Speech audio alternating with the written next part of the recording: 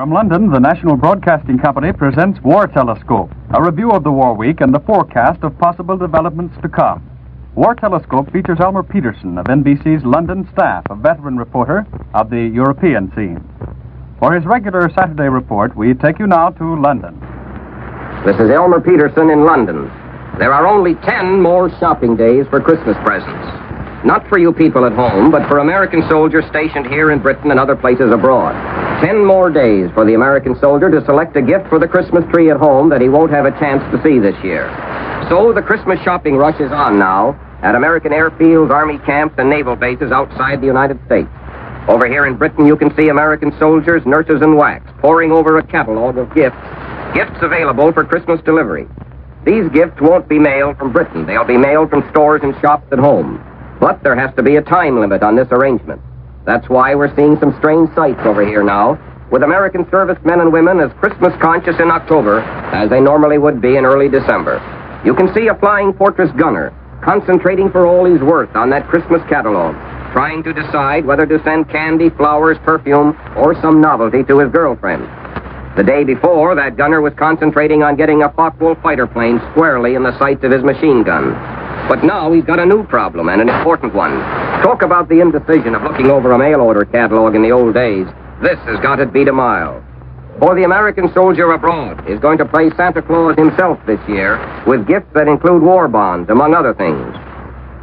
But you people at home have also got a time problem in your return Christmas gifts for the soldiers serving overseas.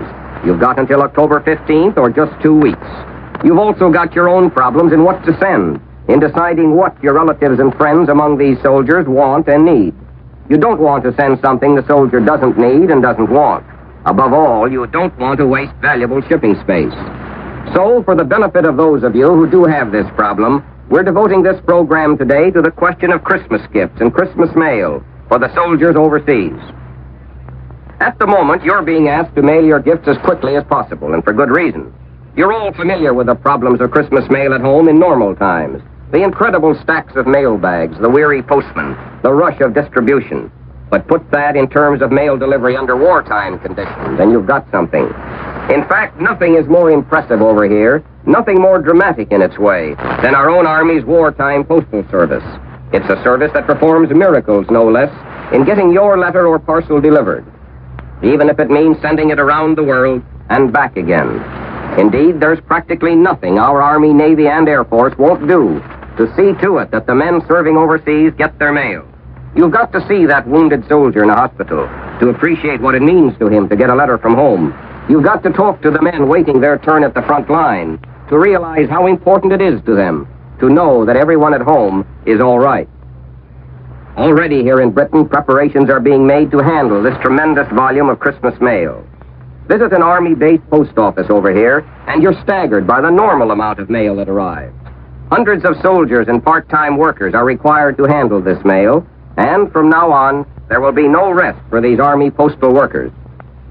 They'll be toiling 12 to 14 hours out of every 24, just as they did last year, when as many as 25 carloads of mail arrived from British ports in one train.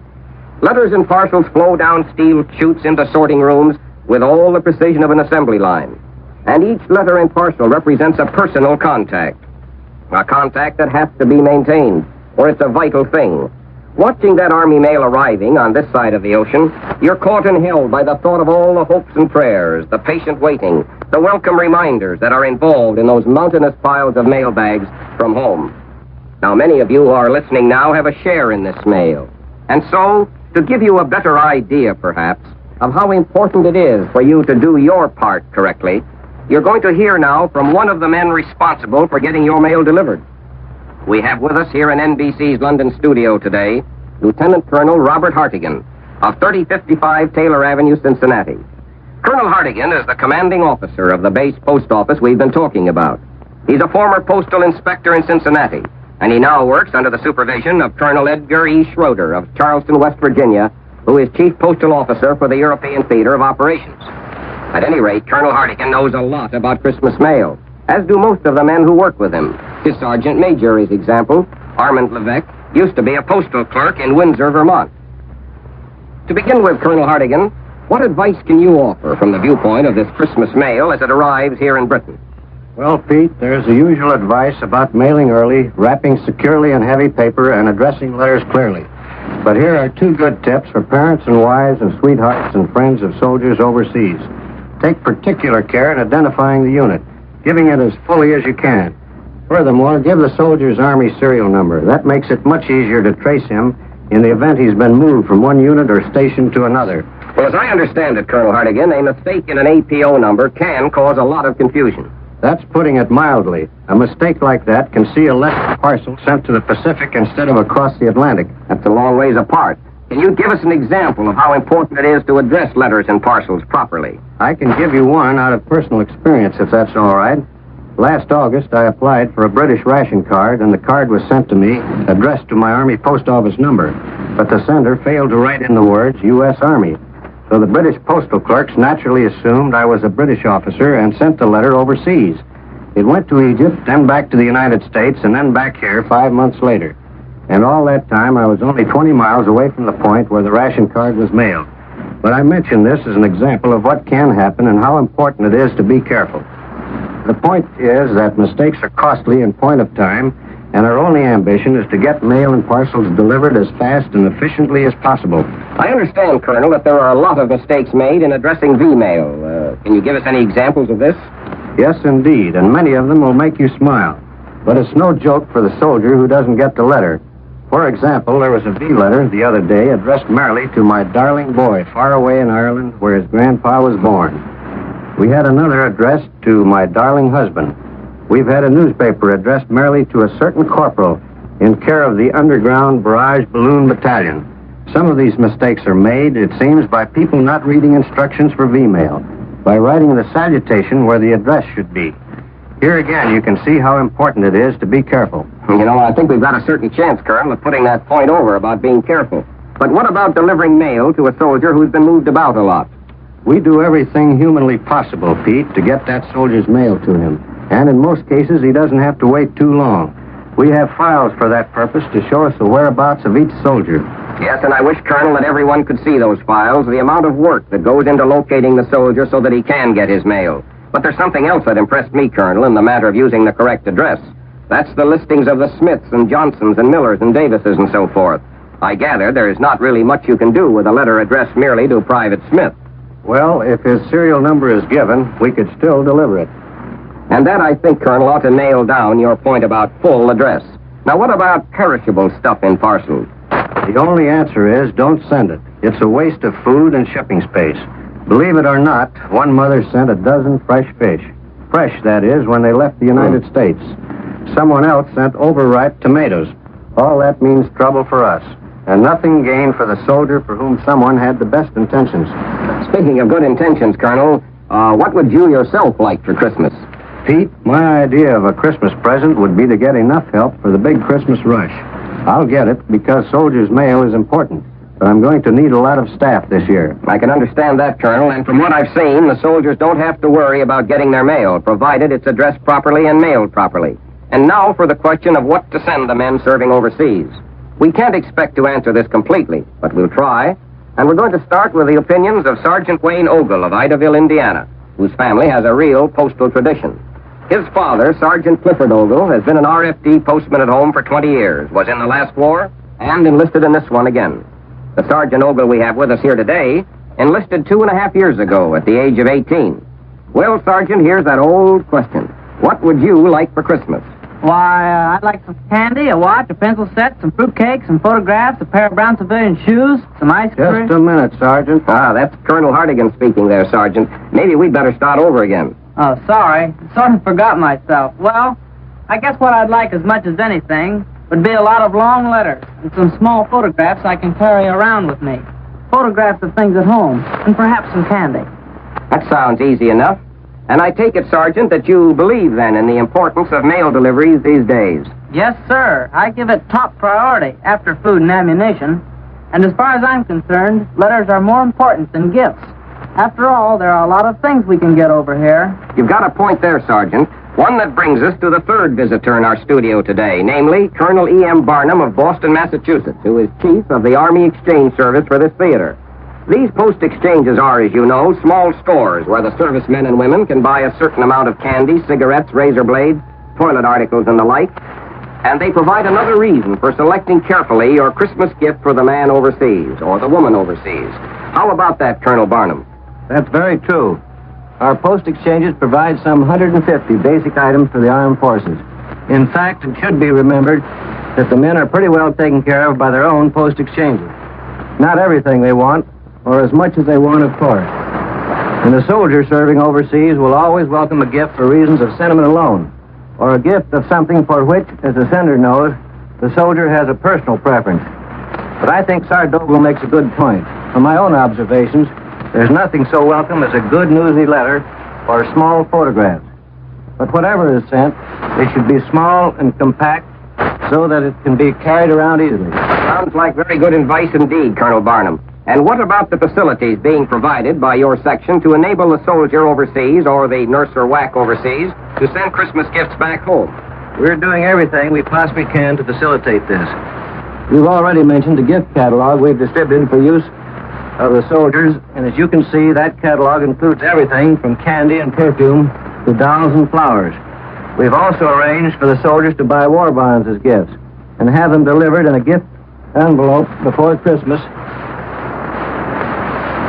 And as the catalog gifts, the soldier makes his purchases over here and gets guaranteed delivery at home. Of course, this applies equally to our girls in the service. By the same method, the soldier can purchase a magazine subscription as a gift. Well, have you any indication as yet, Colonel Barnum, as to what the soldiers prefer as gifts for from their relatives and friends at home? To some extent, yes. Candies and flowers seem to lead the field, with a lot of preference shown also for novelties, cosmetics, and perfume. Which seems very good evidence that romance isn't dead by a long ways. Thanks very much, Colonel Barnum. And now here's some more dope on surveys over here as to what men serving overseas may want for Christmas presents. Here in London, the Red Cross has asked visiting soldiers from all parts of Britain to check which gifts they would prefer. Out of 300 men who made their preferences known, these are some of the results obtained. 77 wanted cigarette lighters, 62 small cameras and films, 45 photographs from home, and small photographs, remember. 35 want fountain pens, 33 candy, 21 identification bracelets, 11 raisins and nuts, 12 want, it must be the Scottish influence, golf balls. Still another survey revealed a great interest in waterproof watches.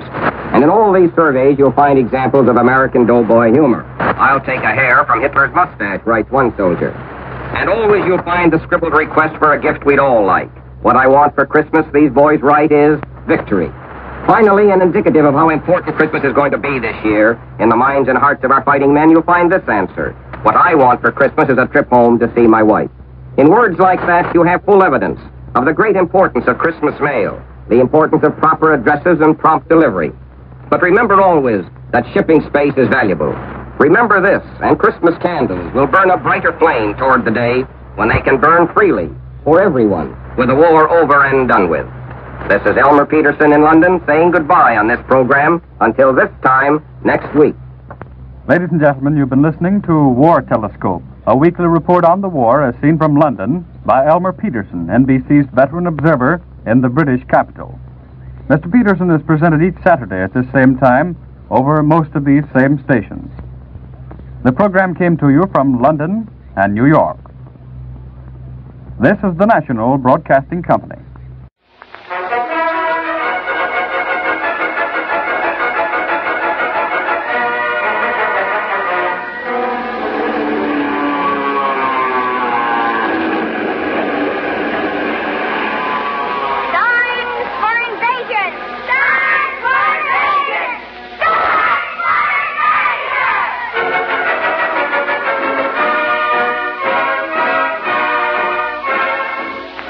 Saturday, October 2nd is National Newspaper Boy Day. In cooperation with the United States Treasury Department, your local newspapers and newspaper boys who deliver and sell United States war-saving stamps present an all-star radio program, Dimes for Invasion, starring Morton Downey, George Tucker, Associated Press war correspondent, who has just returned from North Africa. You'll hear the Paulist Boys Choir with David Berkman and the Treasury Orchestra and Chorus. The program opens with Strike Up the Band.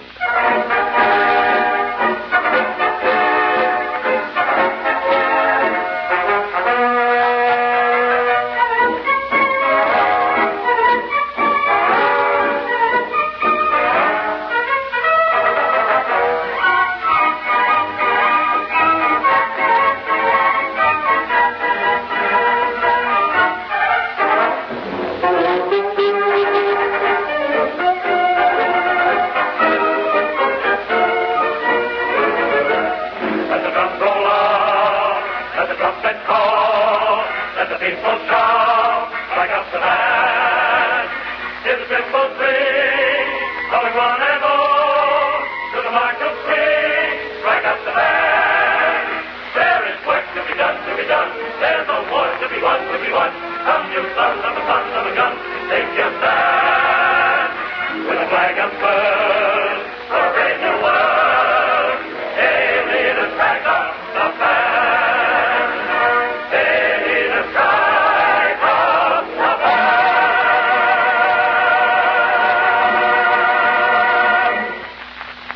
Hello, folks. I speak for the newspaper boys. You know, Saturday, October 2nd, is the big day for the newspaper boys who help Uncle Sam sell war stamps. Well, how many war stamps have the newspaper boys sold, Billy? $90 million worth. $90 million. Well, that's really a marvelous record. It sure is. Now, National Newspaper Boy Day want all our customers to buy at least $1 worth of extra war stamps. Yes, sir. These extra dimes for war stamps are dimes for invasion.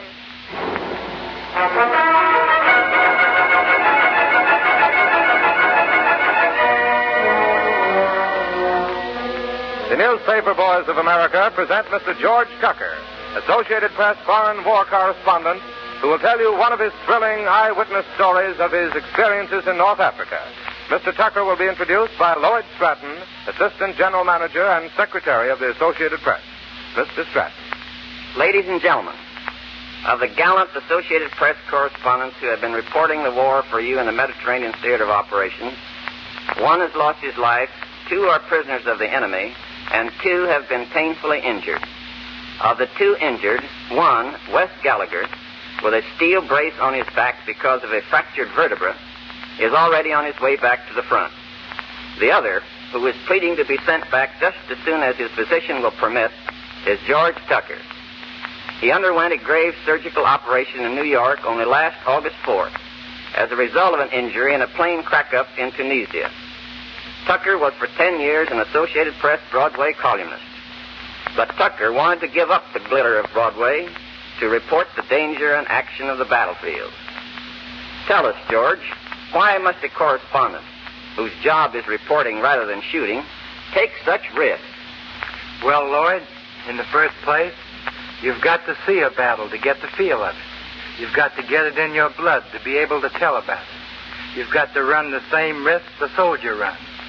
You've got to sleep in ditches and get bugs on you and go hungry. But don't misunderstand me. Correspondents don't take unnecessary risks. They're thinking every minute of getting a story, getting it written, and getting it back to headquarters for censorship and transmission. George, suppose you tell us. What do you think was your most thrilling experience? That's not such an easy question. I can think of a good many experiences as we drove Rommel across Libya. I spent some time with British sappers digging out landmines and other diabolical death traps left by the Nazis. But I think I'll tell you about one night in Tunisia. It was the night of April the 19th. I had been out with the British fleet and had heard of the remarkable accomplishment of the 57th American Fighter Group the day before. You may recall they shot down 76 Yonkers 52s in 15 minutes and damaged or destroyed 28 others. These were the big Nazi transports with which the Nazis were trying to escape from Cape Bon. I came ashore and caught a ride on an army truck about 40 miles up the road to the 57th headquarters. I got there about 11:30 at night. The men were in tents and were just turning in, but I scrambled around and managed to get my story within a few minutes. I was told I could use a trailer, which was actually the 57th Operations Office, to write my story. It was a bright moonlit night with low scattered clouds. I was all alone in the trailer, writing. Suddenly, I heard that distinctive whoom whoom of a German bomber coming from the clouds. If you've ever heard it, you never forget it. The next thing I knew, the sky burst into light. The Germans had dropped flares to light up the target. I started to move. I thought I could sort of back away from that light. Then it occurred to me that flares spread for a couple of miles, not just a couple of 100 yards. So I ran. I came to a hole about 4 feet deep. It had been the foundation of an ACAC gun. I fell into it just as the bombs came. They were anti-personnel bombs, designed not for damage, but for killing men. It was all over, I thought, instantly. I went back to the trailer and started riding again. And then they came back again, flying low and fast. They had merely ducked into the clouds and turned around and come back. I ran for the hole again. This time, several soldiers joined me. And it sounds a little fantastic to tell about it now, but those bombers came back every 15 minutes, from midnight to about 4 o'clock in the morning. I would go back to the trailer, write a paragraph, and they'd come again. And then I'd have to run for that hole and wait for them to drop their bombs. Soon there were 30 or 40 of us crowded in that hole. Officers, pilots, members of ground crews. How did they take it, those men, George? Well, Lloyd, good-naturedly. Those men knew what they were up against. They were joking all the time. Of course, some of us prayed. Some mighty fine pilots were killed that night. George, do you have any final message from those boys over there? Those boys you are aching to rejoin? Yes, I do. Friends, those men of yours are fighting a mighty hard, tough fight for a speedy and final victory. I hope I've given you just a glimpse of what they're going through. They're doing their job and they're not complaining, but they expect you to do your part, to keep up the effort on the home front to the limit. That means working harder and sacrificing more, buying more and more war bonds and stamps, so they can come back to a future of peace and security.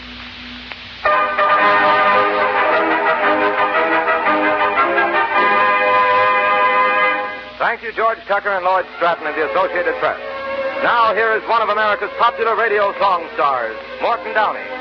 Hello, folks, and to all the newspaper boys, a special hi, fellas. You did it before, and you can do it again. Back up your fighting men with war stamps today. And you folks, keep on buying war stamps and war bonds for speedy victory and peace. Now, David Brookman and the orchestra and chorus join me in a popular war song, In My Arms. In my arms, in my arms, ain't I never gonna get a girl in my arms? In my arms, in my arms, ain't I never gonna get a bundle of charms? Comes the dawn, I'll be gone. I just gotta have a honey hold me tight. You can't keep your little man, you're piling if I'm gonna go to Berlin. Give me a girl in my arms tonight. In my arms, in my arms, in my arms, in my arms, ain't I never gonna get a girl in my arms? In my arms, in my arms, in my arms, in my arms, ain't I never gonna get a bundle of charms? Comes the dawn, I'll be gone, and I thank you for the many letters you write. As for some tonight, you can female, I'll never get it in the female. Give me a girl in my arms tonight. In my arms, in my arms, in my arms, ain't I never gonna get a girl in my arms? In my arms, in my arms, ain't I never gonna get a bundle of charms?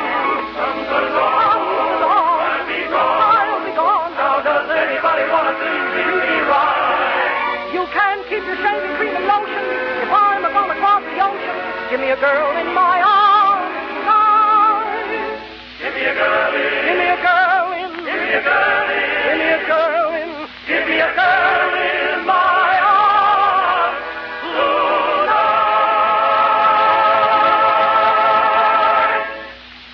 Yes, friends, every dime counts.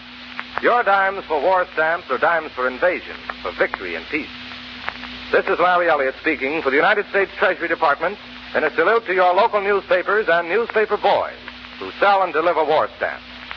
When these boys call to ask you to buy at least $1 worth of extra war stamps, remember they're doing their part to help you, the 20 million newspaper subscribers, to continue your full share in support of America's war effort. Make your dimes count. Buy that extra $1 worth of war stamps from your newspaper boy to celebrate National Newspaper Boy Day. When you buy war stamps and war bonds, you are investing in victory and the future security of this land of our fathers.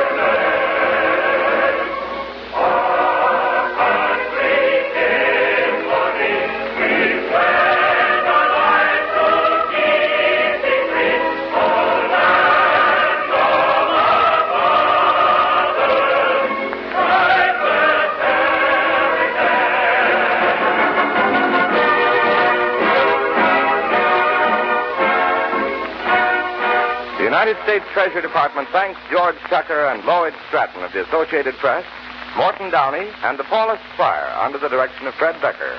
Also this station for the use of its facilities. The Treasury Orchestra and Chorus were under the direction of David Brookman. This especially transcribed production was directed by Everett George Obey. This is Larry Elliott speaking.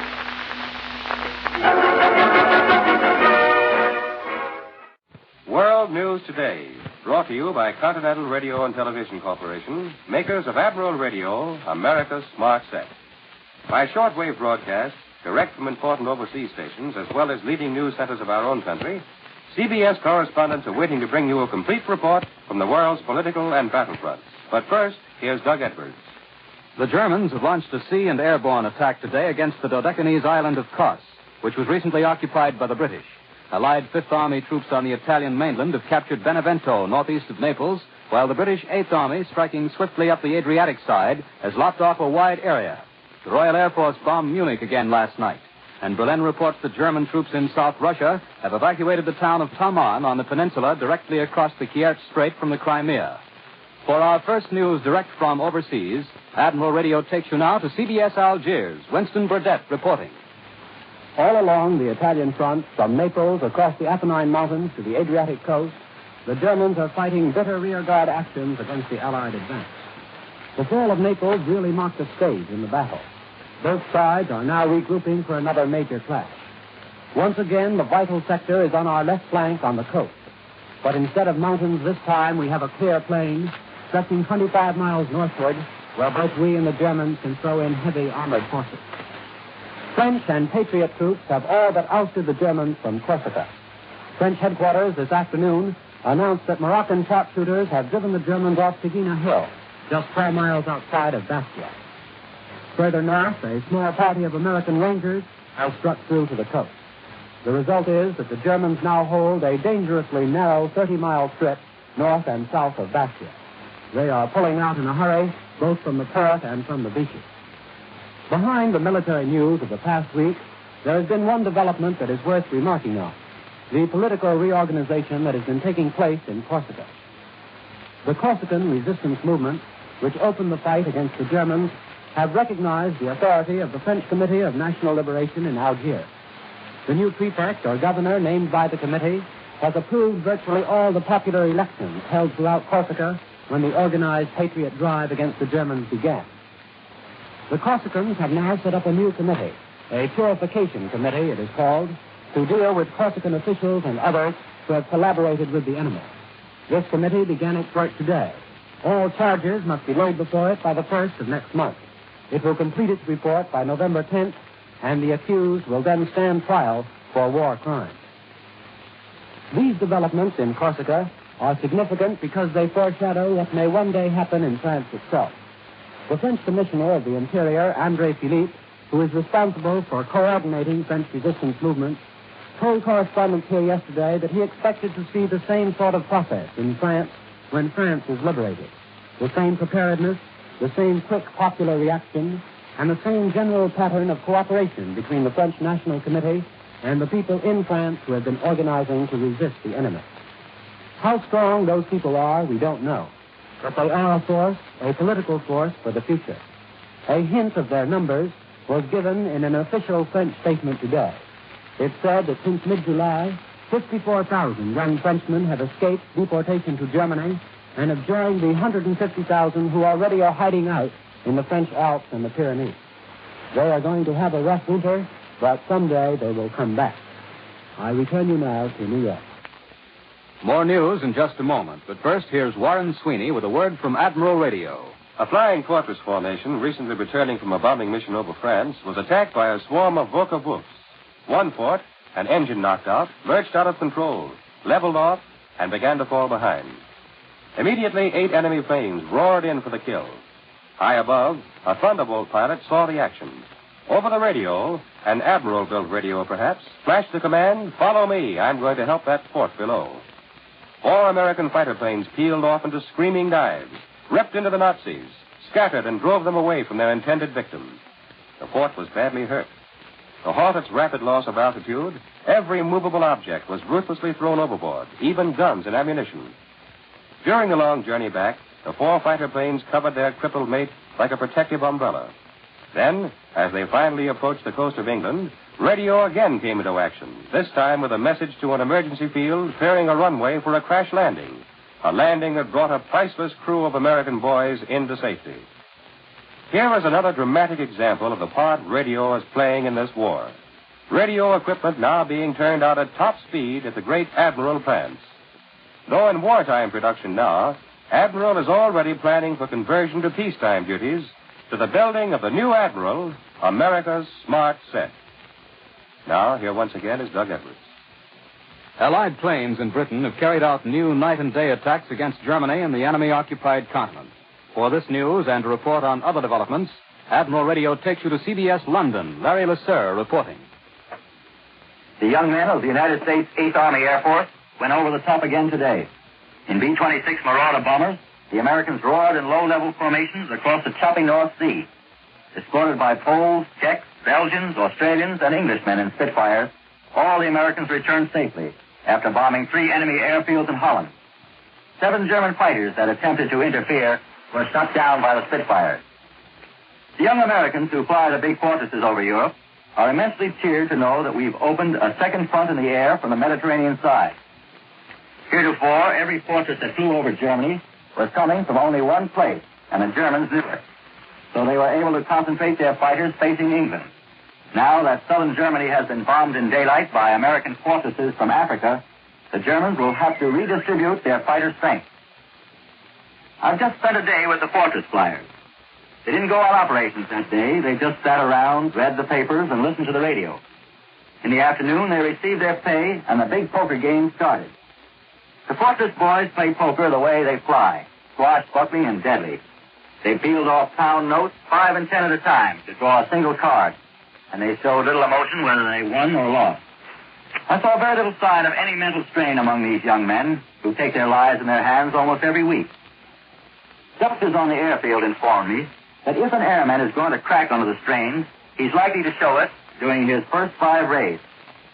But the doctors believe that any anxiety neurosis among the fortress men is not caused by fighting enemy fighters in flak over Germany, but that latent neuroses are brought out by the tremendous strain. And even such cases are comparatively rare. However, I learned that almost no man can go through the strain of completing 25 fortress raids over Germany without showing some signs of mental wear and tear. I noticed that the boys do comparatively little drinking, except on party night, and then they let themselves go. Their favorite beverage on party nights is a form of punch.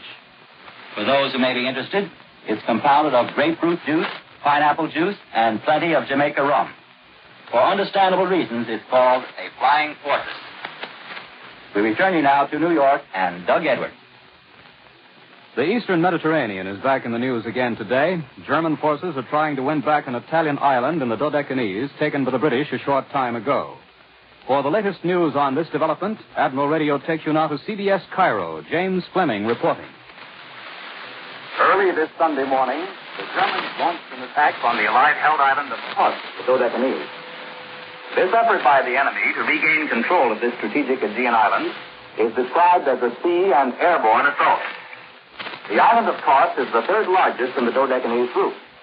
It lies close to the coastline of Turkey and is well behind the enemy's outer positions on Rhodes, Crete, and Starpanto. In mid-September, we took over Kos, along with the islands of Leros and Samos. The Italians had been occupying these positions, and on the arrival of Allied forces after the armistice, they cooperated with us as co-belligerents. The fact that the Germans chose to go after Kos underlines the importance of air power in the defense of the Aegean. For Kos boasts one of the finest aircraft to be found in any of the islands. The Nazis have made several heavy raids against this aerodrome during the past few days. How strong the attacking German forces are, we do not yet know. The only announcement from Allied quarters thus far is the first reassuring phrase that necessary countermeasures have been taken. Lieutenant Harold Hare, an American fighter pilot formerly based in North Africa, is based in Cairo these days, recovering from 12 days of floating in the Mediterranean after bailing out during an encounter with some Messerschmitt fighters. Lieutenant Hare, who comes from North Dakota, floated around in one of those inflated rescue dinghies, often within sight of Allied ships, but day after day unable to signal his presence to them. Then for the last 5 days, he was within sight of the North African shore. But the strong currents and his own weakened condition made it impossible for him to row into land. He lived on the meat of a turtle, not very good, he says, some small birds, and one canteen of water. In the last stages of exhaustion, he was finally picked up by an Australian corvette. He's okay now, getting plenty of rest, making a good recovery here in Cairo. His is just one of thousands of stories of American courage and endurance. It's a good idea now and then to remind ourselves that the real sacrifices are made not back of the lines at home, but at the front. This is James Fleming in Cairo. I now return you to New York and Doug Edwards. The French National Committee is reported about to enter discussions on the status of French prisoners in Spain. For a direct report from Spain and a summary of the news filtering into that country, Admiral Radio takes you to CBS Madrid. Glenn Stadler reporting. Reports from...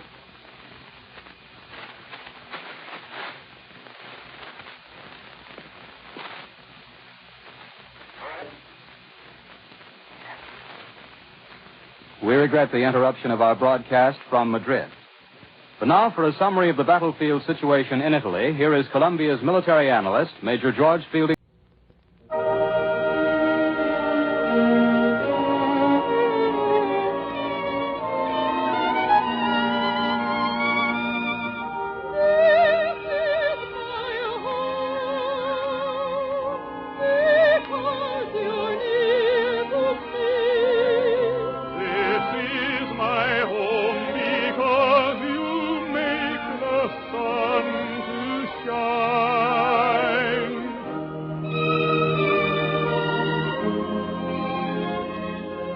In cooperation with the United States government, the Owens Illinois Glass Company, developers of Duraglass containers, present another program with America's favorite home front news hawk and afternoon dropper inner, Don Pryor, with Eleanor Stever, brilliant young soprano of the Metropolitan Opera, Walter Castle, American baritone, Phil Regan, our popular tenor, and David Brookman and his orchestra.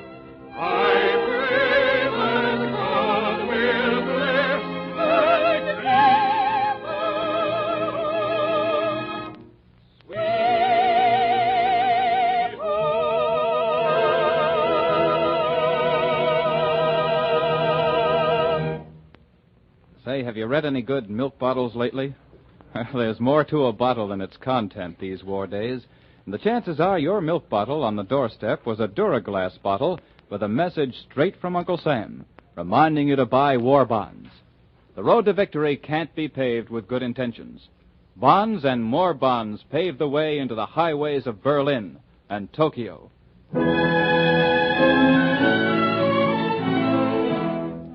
Our musical program opens with our lovely star, Eleanor Stever, singing Giannina Mia. In my gondola, love, let us glide over drowsy blue lagoon and float the yellow tide where sleeps the dreaming moon.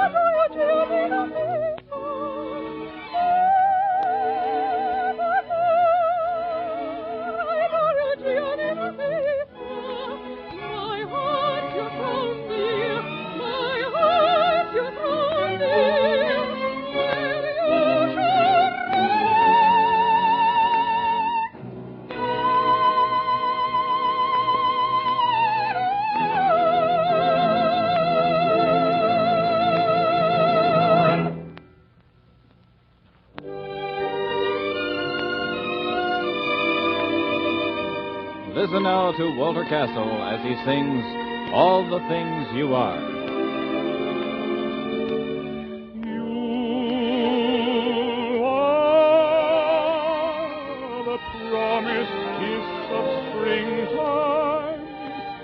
Makes the lonely winter seem long.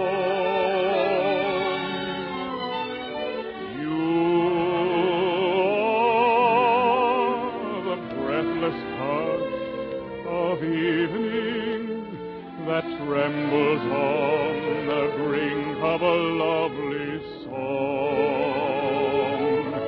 You are the that lights a star. The dearest things I know are what you are.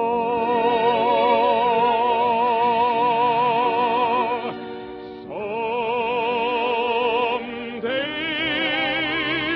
my happy arms will hold you, and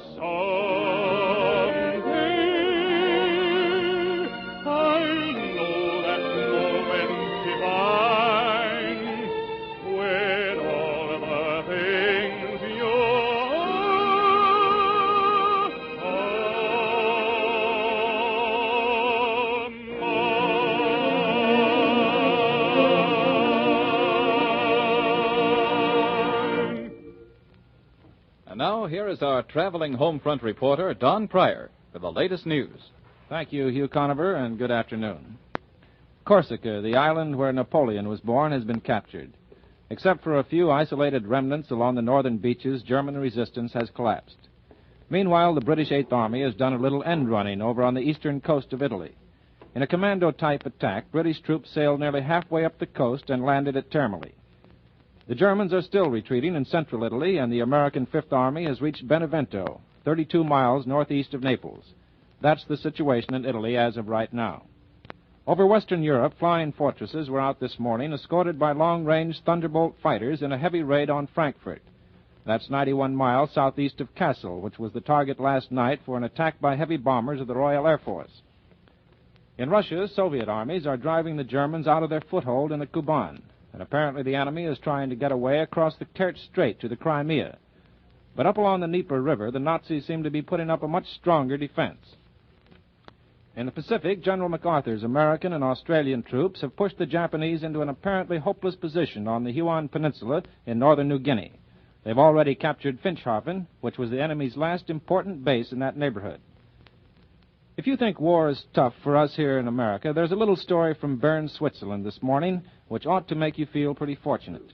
The Vichy government has announced an increase in the bread ration of 1 ounce per week, but the amount of bran in the bread is being cut by 8%, and the already skimpy ration of fats is to be reduced still further. Well, it's darn near November, boys and girls. It's getting along toward Halloween time and Thanksgiving Thursday.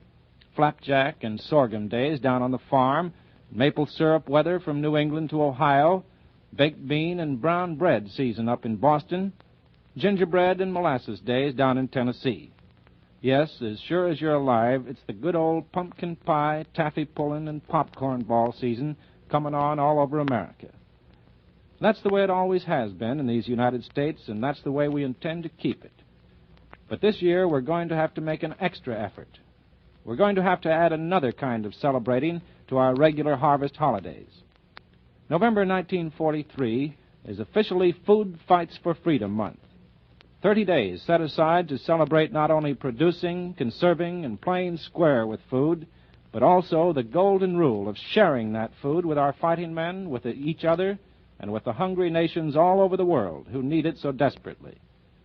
During 1943, our American farmers set an all-time record for food production. Yet the increased demand for food, both on the home and foreign fronts, has brought about some serious shortages that are going to increase as more and more countries are freed from the Axis yoke and victory draws near. We must all realize that America's food supply represents perhaps the greatest single potential weapon of war in our fight against the Axis. That's why we should be more than thankful this year as we take in our harvest and share it with our neighbors. So, folks, I'm saying it once again. While we're blessing the swell, winey, cool American flapjack and scrapple weather, let's not forget about sharing. Sharing the good maple syrup, the delicious cane and corn syrup, and old southern molasses, and not pouring them on with such lavish hand as maybe we'd like to. Like everything else, the sugar shortage is forcing our American manufacturers to take some temporary syrup shortcuts. The late season, the manpower scarcity, and just plain on-the-farm home use of our maple sugar crop this year has made a terrible dent in the maple sugar output. It's down to about 50%. That is the syrup output. Of course, our corn's in the shock as usual, of course. But corn is now being used for all kinds of war purposes, which makes that smooth, light corn syrup that you love mighty scarce, too. Now let's listen to Phil Regan, our popular young tenor, sing My Silent Love.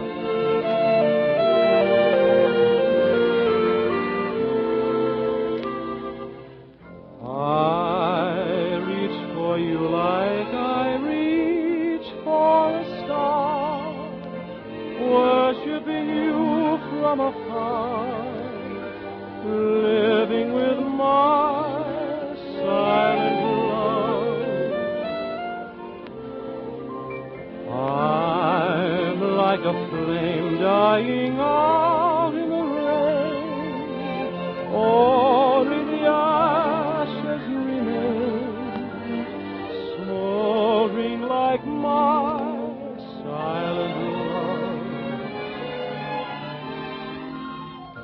How I long to tell all the things I have planned.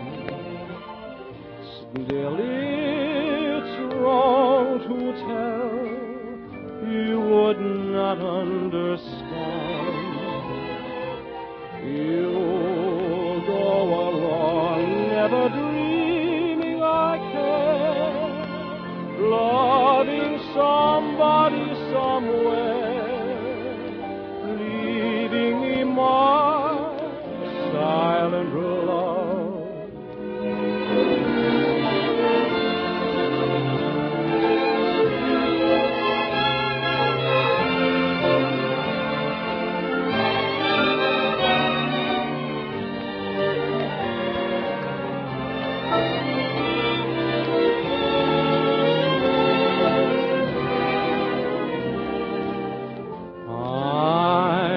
Like a flame dying out in the rain, only the ashes remain, smoldering like my silent love.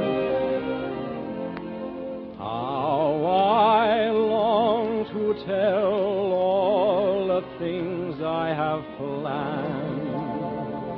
Still, it's wrong to tell, you would not understand. You go along, never dreaming I care, loving somebody somewhere, leaving me my silent love.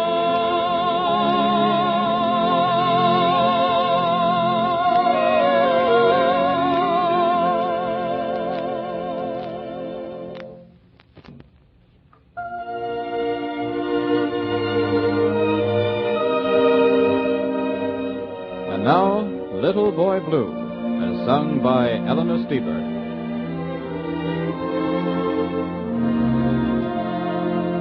My little toy dog is covered with dust, but sturdy on the starch he stands. The little toy soldier is red with rust, and his musket moves in his hands. Time was when the little toy dog was new, and the soldier was passing fair. And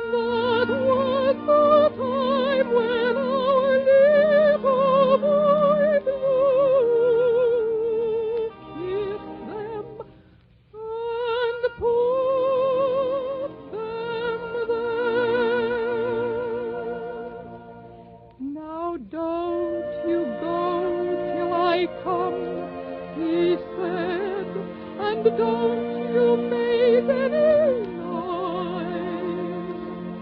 So toddling off to his tiny bed, he dreamt of his pretty toys. And as he was dreaming an angel's song awakened my little boy blue. For the years are many, the years are long,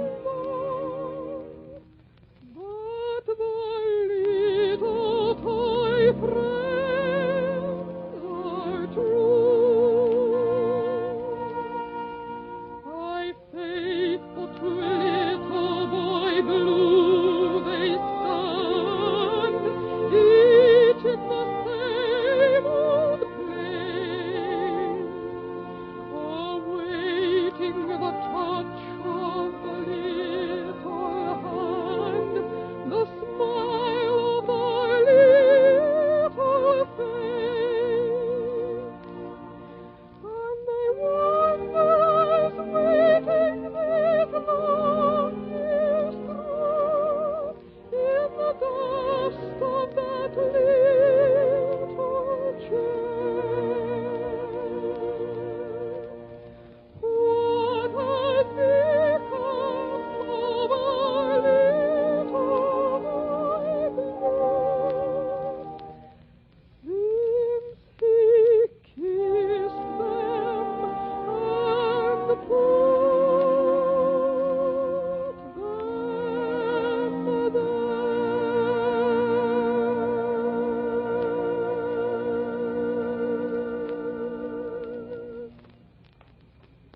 This is Don Pryor again, your home front reporter. I wonder how the good old suffragettes would feel if they were suddenly to come back to life and march down Broadway, smacking head-on into a world like ours. Or if one of them were to read the papers and run across that little item from Chicago. They're begging women out there to take jobs as garbage collectors. I guess that's just about the last straw. That was one job that we men thought we could hang on to without protest. And there's a report by the Interstate Commerce Commission which says that women are holding down 7% of all railroad jobs in the United States. Not just soft jobs either. They're track walkers, section hands, foremen, brakemen, conductors, just about everything, including highly paid executives. And to fill out this picture of woman's, quote, emancipation, unquote, here are a couple of other figures sifted out of the news. More than 3 million women now belong to labor unions, as compared with a bare 245,000 3 years ago. And last year, 300,000 city women worked on farms to help out in the Food Fights for Freedom program. There was a meeting in Washington this weekend on that very subject to work out plans for recruiting even more women for farm work next year.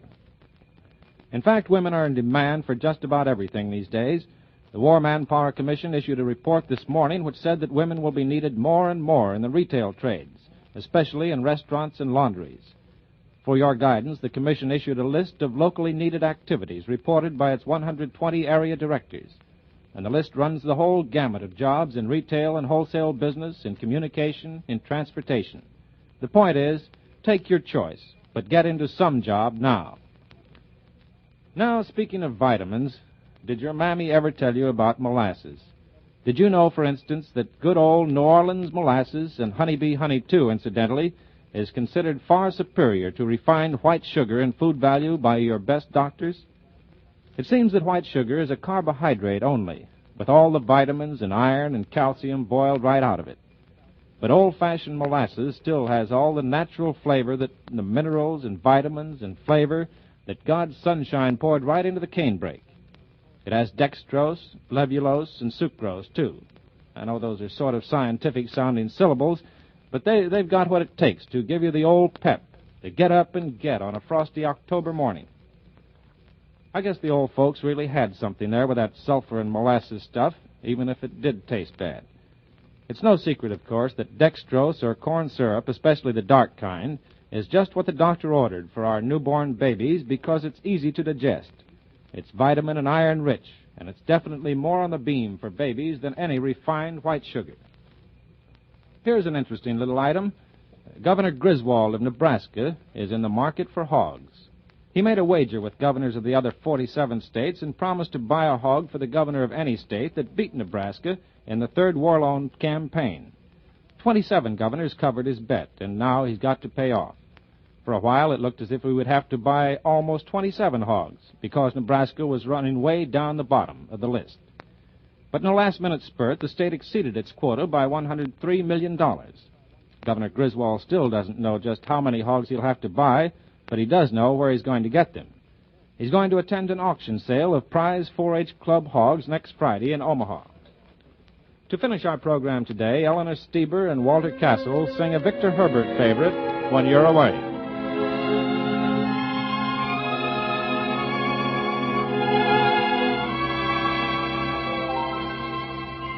Though time may let us sometimes forget until we're but a sigh. The memories of passionate love turn ashen, cold, and die. For me there still can be but you, come weal or woe, my love is true.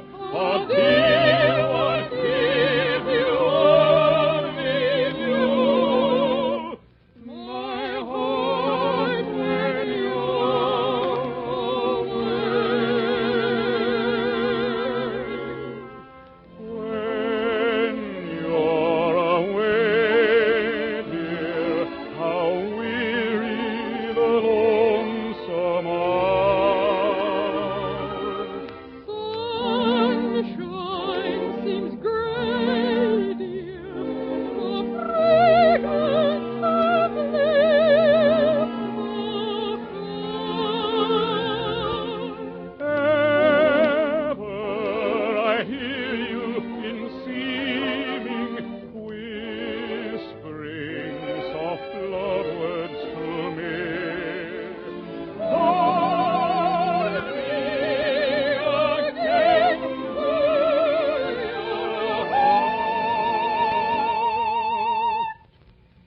I love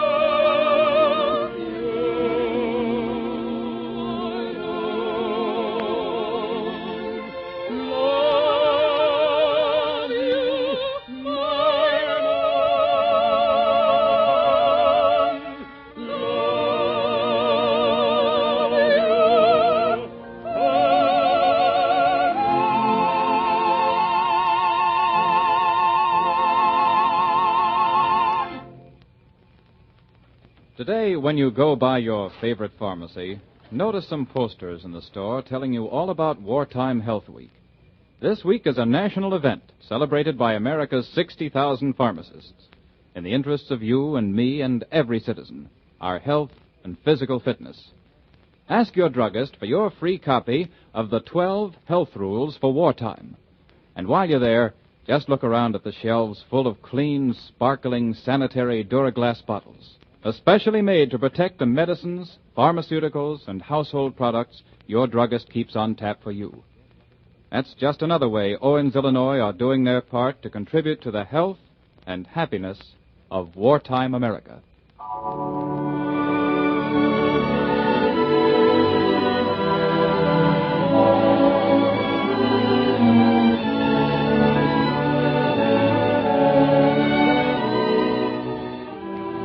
Tomorrow at this same time, the Owens, Illinois Glass Company will present another program with your scouting homefront reporter, Don Pryor, with Eleanor Stieber, Walter Castle, Phil Regan, and David Brookman and his orchestra. Hugh Conover speaking. This is the Columbia Broadcasting System.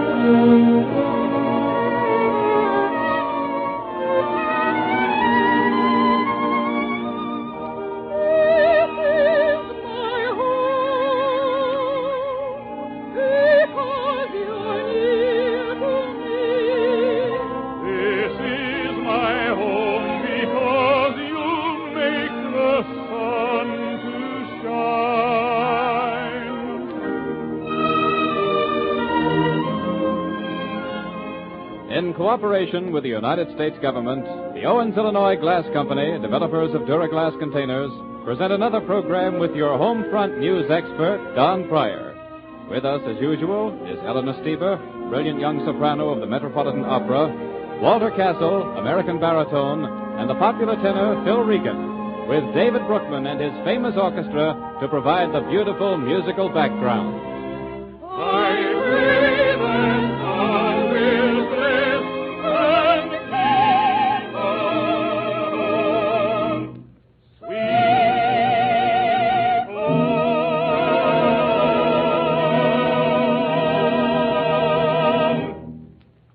You know, with the sugar and butter shortage, what it is, we should really count ourselves mighty lucky that we can buy delicious bread spreads, jams and preserves and peanut butter in those attractively designed, sparkling Duraglass jars. They not only look pretty and decorative on the table, but they leave no chance of wasting all that precious food that used to stick in the bottom of the jug sometimes when we switched containers. You actually save one whole operation. And you also have the added advantage of being able to see and save every bit of nourishing goodness, right down to the last morsel in the transparent Duraglass jar.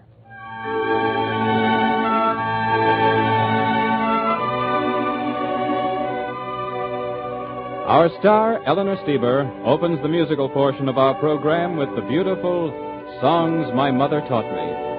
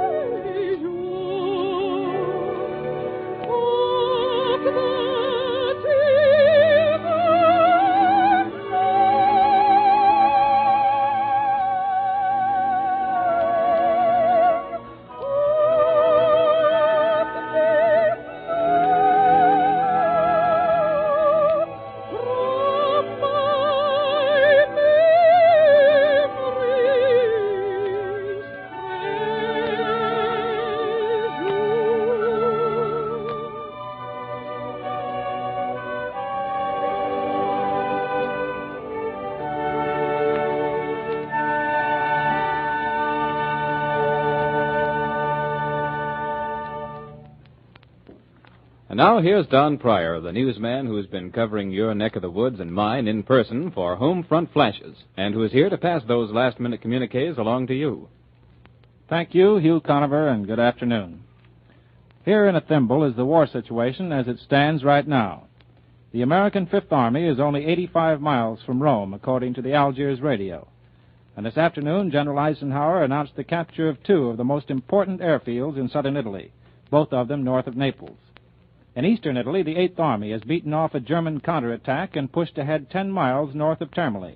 But German resistance is stiffening everywhere. Fighting continues on the island of Koo off Turkey, where the Germans landed the other day, but our information is very skimpy and the outcome is still in doubt. Over Europe, the RAF attacked Frankfurt last night, and Allied planes bombed scattered targets over France and Holland today. In Russia, the Red Army is bogged down in autumn mud, but bitter fighting continues.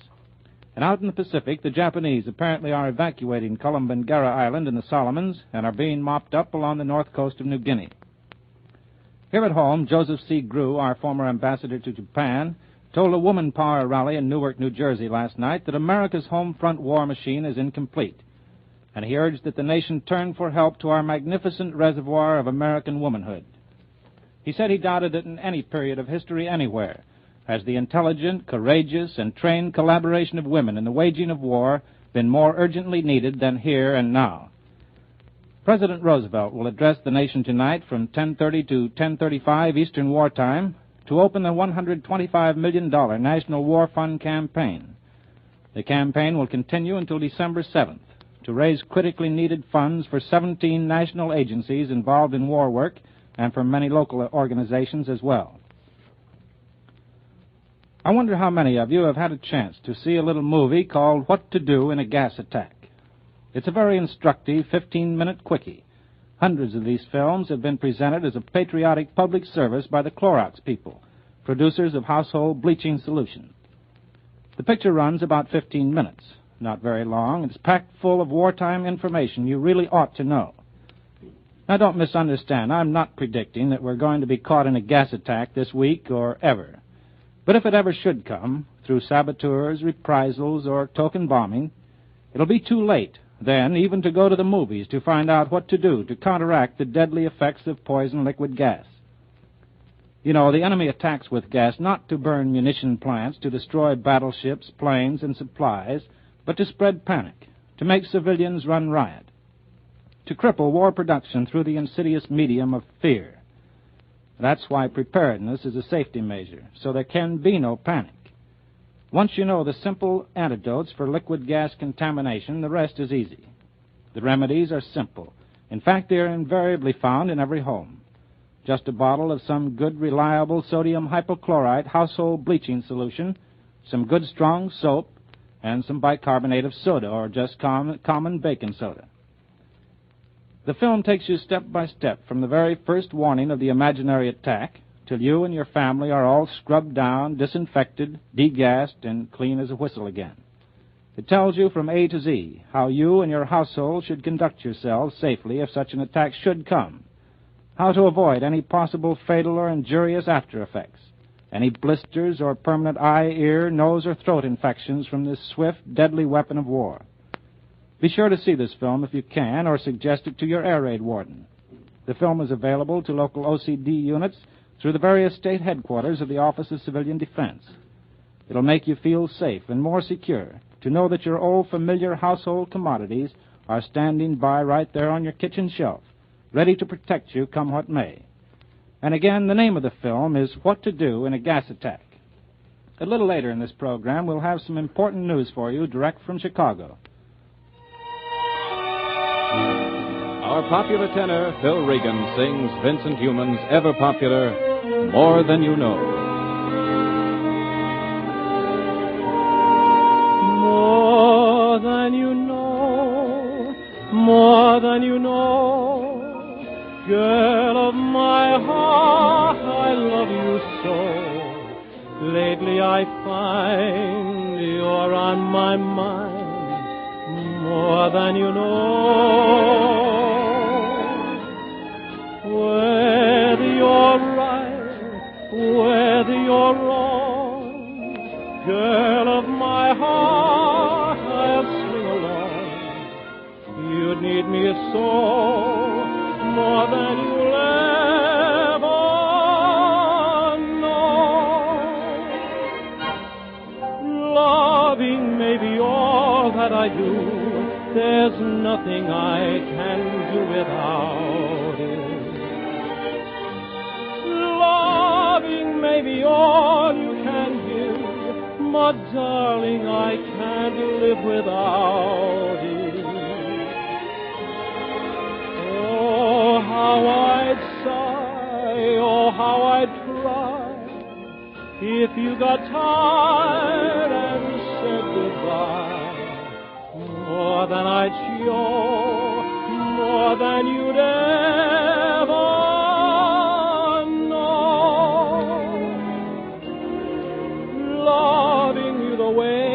that I do, there's nothing I can do about it.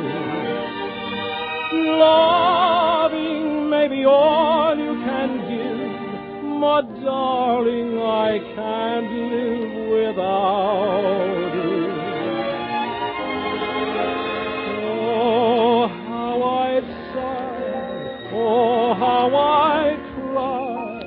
if you got tired and said goodbye, more than I'd show, more than you'd ever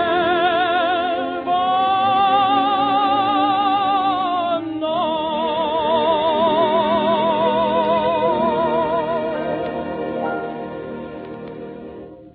This is Don Pryor again. There's important news for everyone out of Chicago today, because in Chicago, the National Safety Council is holding its 32nd National Safety Congress.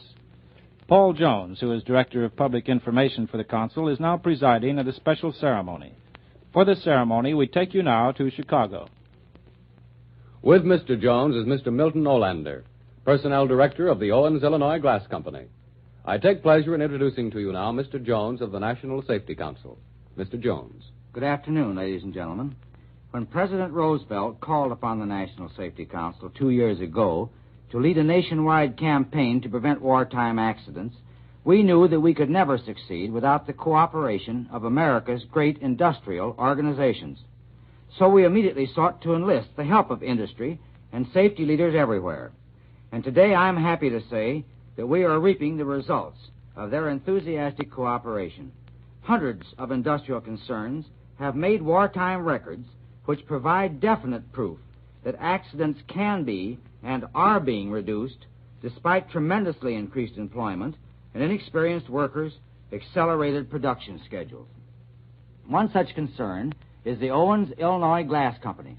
The records on file at the National Safety Council show that the Bridgeton, New Jersey plant of Owens, Illinois did a remarkable job in reducing lost time accidents in 1942 as compared with 1941. With a 13% increase in man-hours worked, the plant still managed to reduce the frequency rate of its accidents by 62% and the severity rate by 88%. Another inspiring record was made by the Alton, Illinois plant of Owens, Illinois in reducing its frequency rate by 56% and its severity rate by 88%. These achievements, Mr. Olander, represent a remarkable contribution to the campaign the National Safety Council now is conducting to save manpower for war power. They prove that accidents can be stopped, even in wartime. It gives me great pleasure, therefore, to present to you these 2 wartime awards for distinguished service to safety. Thank you, Mr. Jones. There is no recognition of which Owens, Illinois is prouder than that of being a safe place to work. Safety isn't a separate and special goal that can be had merely by wanting it. Unless you have attentive, conscientious workmanship, proper instruction, good supervision, good working conditions, and planned, systematic working methods, you can't have either a good safety record or a good production record. That's why I certainly haven't come here to personally accept this recognition. It belongs individually and personally to the plant managers, Miles Beislein at Bridgeton and Floyd Flexen at Alton, and their supervisors and their people. I'm proud to join you in congratulating them. And I know these men and women welcome this recognition, not just as an honor, but as their own proof that there's nothing to the old idea of accidents just will happen. Knowing that they can be prevented, not one of our plants is satisfied with being the best in our industry or the best in the nation. The record they look forward to is one that reads, accidents, none. The ceremony you have heard was one of the highlights of the 32nd National Safety Congress now being held in Chicago to discuss ways and means to stop accidents and speed victory. Now here's something you may not know. Accidental deaths to wartime workers on and off the job have been responsible for more deaths since Pearl Harbor than the bullets and bombs of our enemies. Think of that a moment, will you? And then join us in this simple resolution. I do hereby solemnly resolve to do all I can at home, at work, and at play to prevent accidents and speed victory.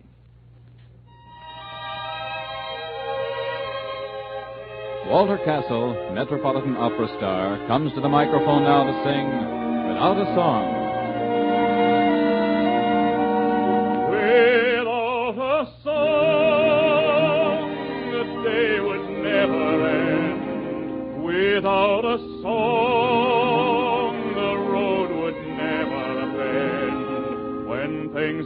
go wrong. A man ain't got a friend without a song. Hatfield of corn would never see a plow. That field of corn would be deserted now. A darky's born, but he's no good now without a song. I've got my trouble and woe, but sure as I know that Torden will roll, I'll get along as long as a song is strong in my soul. I'll never know what makes the rain to fall. I'll never know what makes the grass so tall. I only know there ain't no love at all without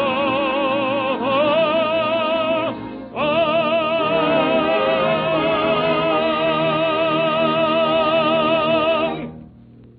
This is Don Pryor again. You know, after my chat on syrup yesterday, good old energizing syrup, and its part in our food fight for freedom, we got a lot of phone calls.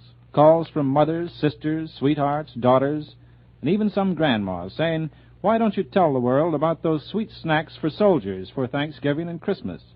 One lady called and said, there's nothing a soldier would rather have than those pleasant, chewy, fresh-keeping cookies made of syrup. Hold the wire, she said. I have a batch of ginger snaps just ready to scorch in the oven right now.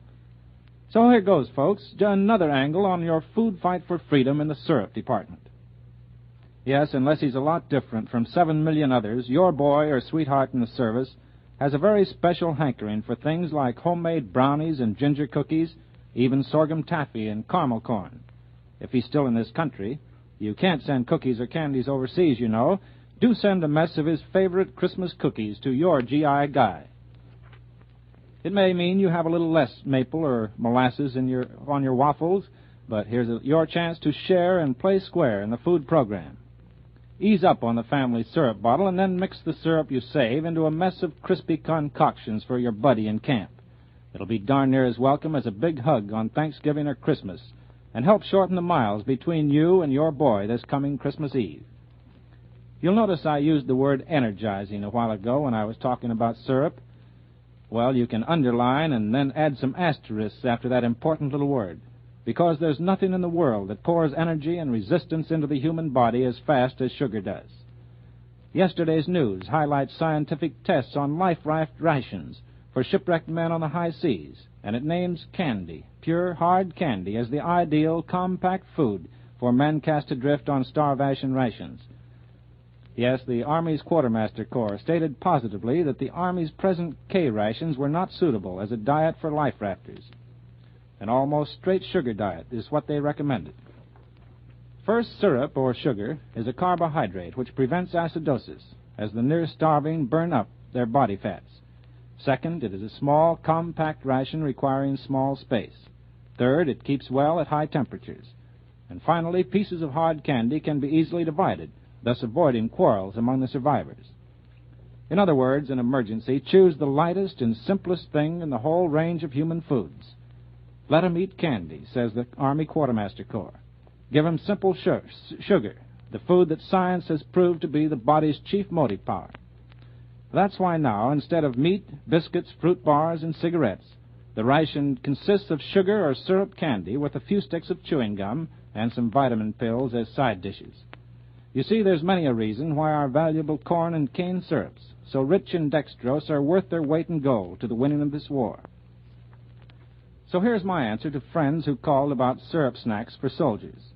You certainly have the right idea, even though we have to give up much of our dextrose for industrial uses, because sugar, you know, is doing a big job in industry, too, these days.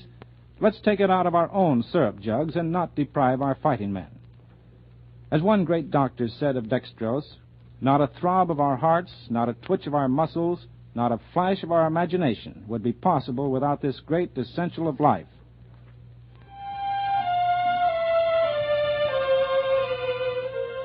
Eleanor Steber and Walter Castle blend their voices in the beautiful duet, Song of Love.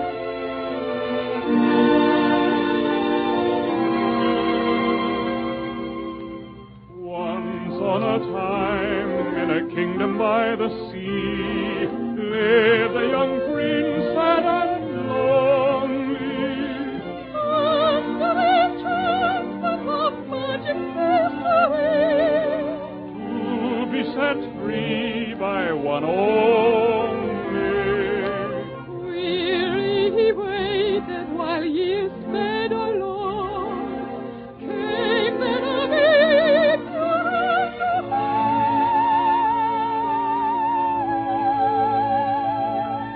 love broke the spell, so the storybooks tell. And he laid at her feet this song. You are my song of love, melody immortal, echo of paradise, heard through heaven's portal. Of your music is singing, bringing secrets sweet in its song to me. Your vision shines on me from above. You are my song of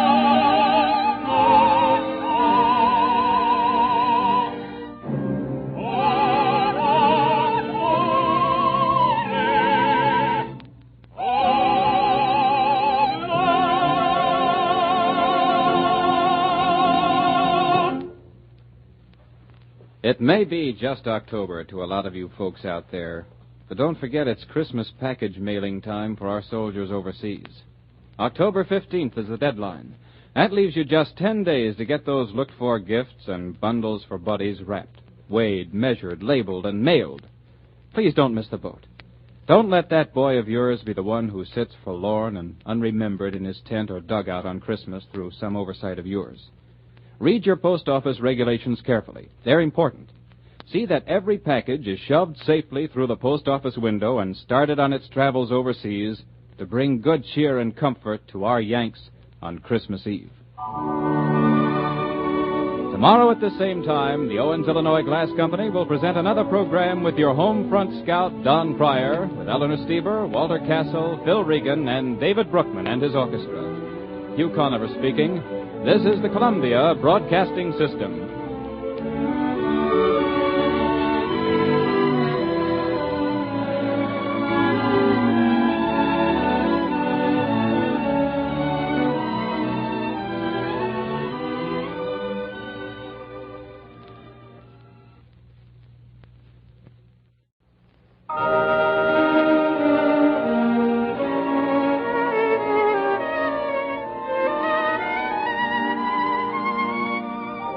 This is my home, because you're near to me.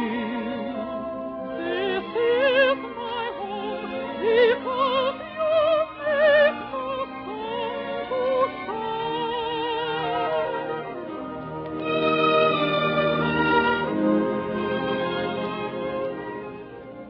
In cooperation with the United States government, the Owens, Illinois Glass Company, developers of Duraglass containers, present another program with America's favorite home front news hawk and afternoon dropper-inner, Don Pryor, with the gifted young American soprano, Eileen Farrell, your favorite tenor, Phil Regan, and David Brookman and his orchestra. And as a special feature, the wife of the famous general, Mrs. Jimmy Doolittle. I pray that God will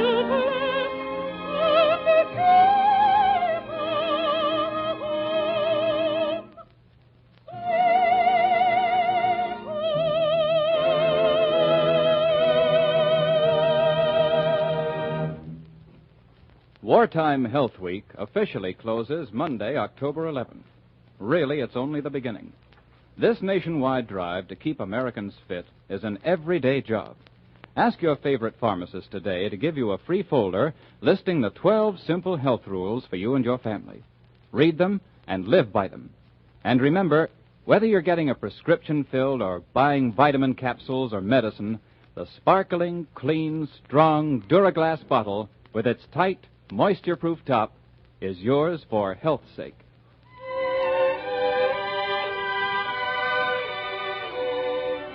Today, the musical portion of our program opens with our popular young tenor, Phil Regan, singing a favorite Irish melody, Just a Little Bit of Heaven. Have you ever heard the story of how Ireland got its name? Well, I'll tell you so you'll understand from whence old Ireland came. It's no wonder that we're proud of that dear land across the sea. For here's the way, me dear old mother told the tale to me. For a little bit of heaven fell from out the sky one day, and it nestled on the ocean in a spot so far away. And when the angels found it, sure it looked so sweet and fair, they said, suppose we leave it, for it looks so peaceful there. Then they sprinkled it with stardust just to make the shamrocks grow. 'Tis the only place you'll find them, no matter where you go. Then they dotted it with silver just to make its lake so grand. And when they had it finished, sure they called it Ireland.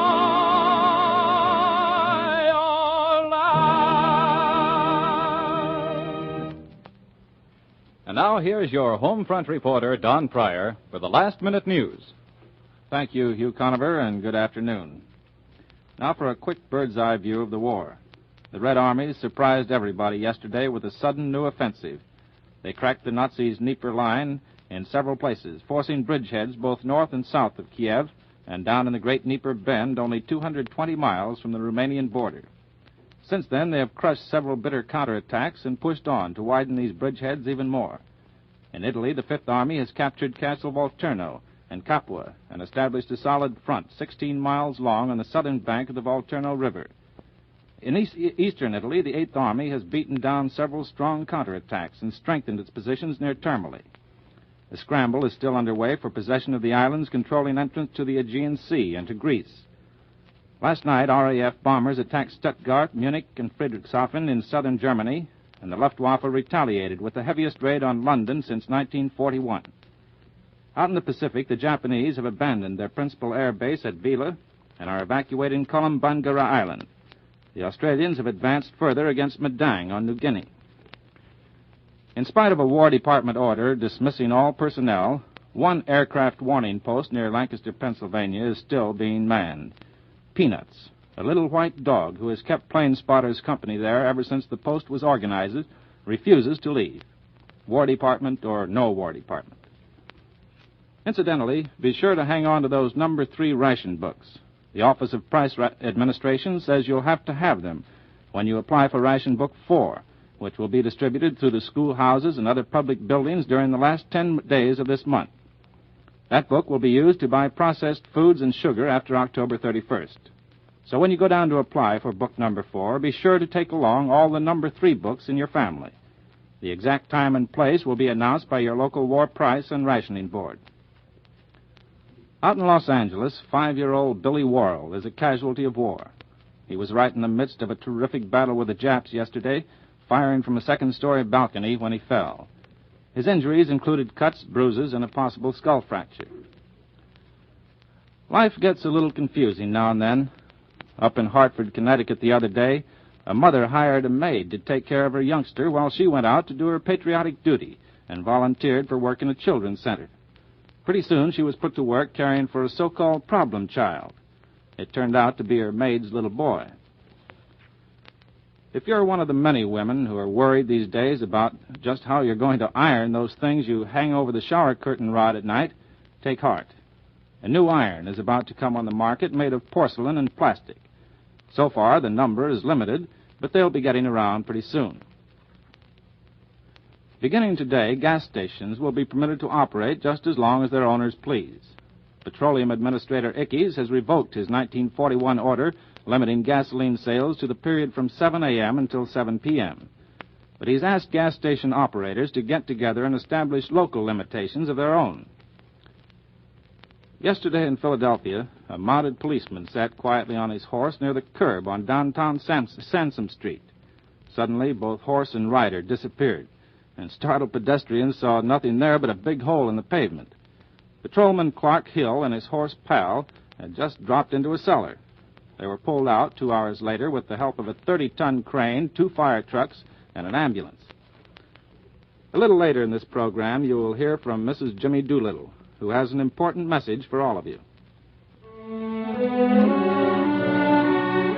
Our young star, Eileen Farrell, sings Grieg's beautiful love song, I Love Thee.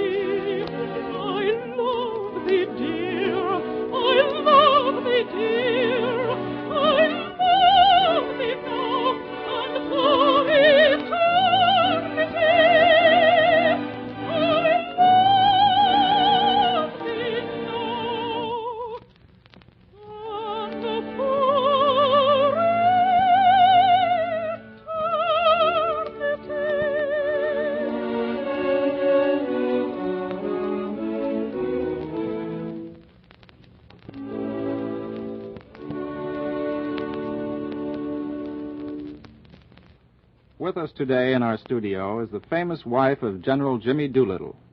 She has a message of interest to every woman listening. Mrs. Doolittle. Good afternoon, everyone. It is most important to women today to bend every effort to keep the home front strong and efficient in its support of our fighting forces.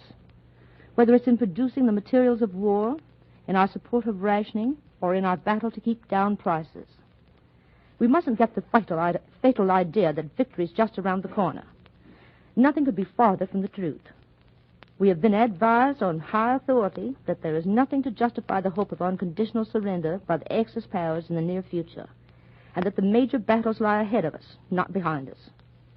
If prices soar, the war will certainly last longer, and we'll all go broke in the end. Recently, War Mobilization Director James F. Burns had so much to say regarding the fight to hold down prices. He pointed out that the line has been held recently. Government action reduced ceiling prices on meat and butter by 10%, on fresh fish by 20%, and on cabbage and lettuce by 50 and 25% respectively. But he also pointed out that the fight against the threat of rising prices is by no means over, that we must continue to work with all our might to hold the prices down. Experts in the government tell us that the threat of rising prices continues to hang on for one principal reason, the fact that, as a nation, we will have $45 billion more this year than there are goods and services to buy. We have this huge excess purchasing power because, on one hand, more of us are working than ever before, and therefore are making more money. And because, on the other hand, our tremendous needs for war materials have reduced the supply of available civilian goods. Now, it isn't hard to see that if we use these $45 billion of excess purchasing power to raise the ante on scarce civilian goods, we'll force the prices up. It's very hard to maintain ceiling prices, enforce rationing, and to stamp out black markets when people rush to buy all sorts of goods. And don't forget that one price rise breeds another, that rising prices bring a demand for increased wages until prices and wages line up neck to neck in a free-for-all race straight to financial ruin. I hardly need to tell you that no one will win in such a wild scramble of prices and wages. Certainly the 20 million Americans on fixed incomes, teachers, government employees, widows living on annuity payments from life insurance companies, the families of our men in the armed services, and many others lose from the very beginning. But even those whose wages are raised gain only temporary advantage. Eventually, prices go so high that they can do but one thing, fall. And when they tumble, they bring with them wage cuts, unemployment, and business failures. I'm sure none of us ever wants to see such a catastrophe happen again in our country. But that needn't happen here.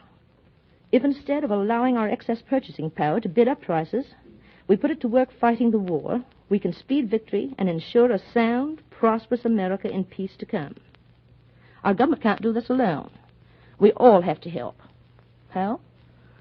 In plenty of ways. Let me give you a brief sum-up of those precious 7 points of wisdom that Uncle Sam asks us to live by and to be loyal to stop this great evil. First, buy only what you really need and make the goods you have last longer through proper care.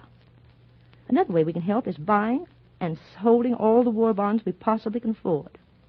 Budget your war bond purchases as part of your regular household expenses. Save regularly. Buy insurance and salt your savings away. Pay your debts. Pay your share of the taxes, even the increased taxes, willingly. Refuse to pay more than ceiling prices. Accept ration goods only when you give up the stamps. Don't ask your boss for a raise. If we'll all observe those 7 rules, inflation can't happen here. Thank you, Mrs. Doolittle.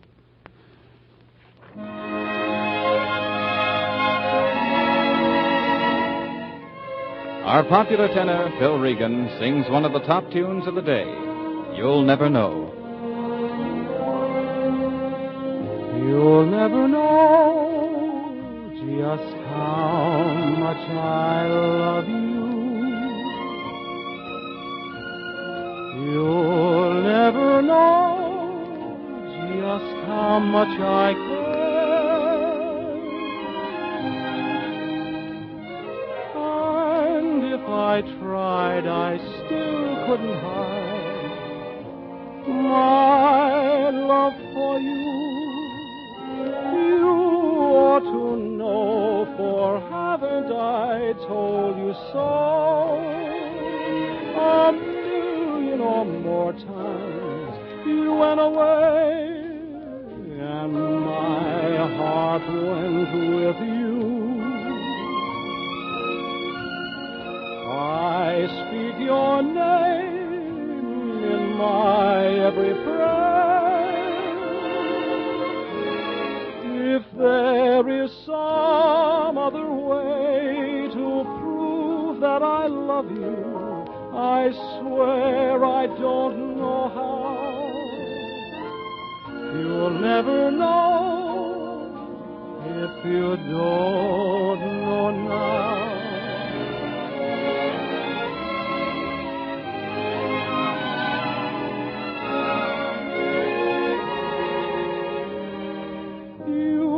away, and my heart went with you. I speak your name in my every prayer.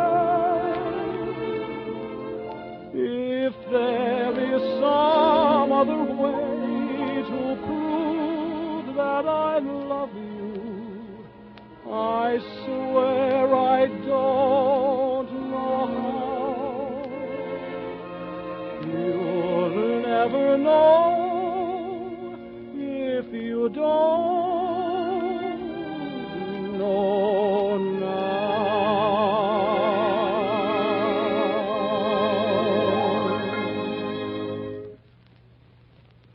And here's your late home front news.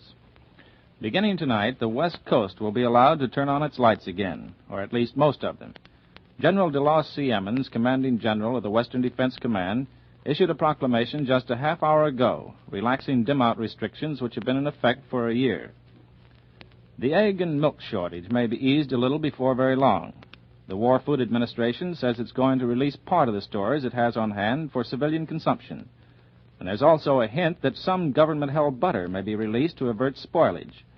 The agency has already asked for bids on a big batch of dried egg powder, but that's used mostly for baking, and it's not likely to have very much effect on your ability to buy eggs at the corner grocery, so don't expect too much.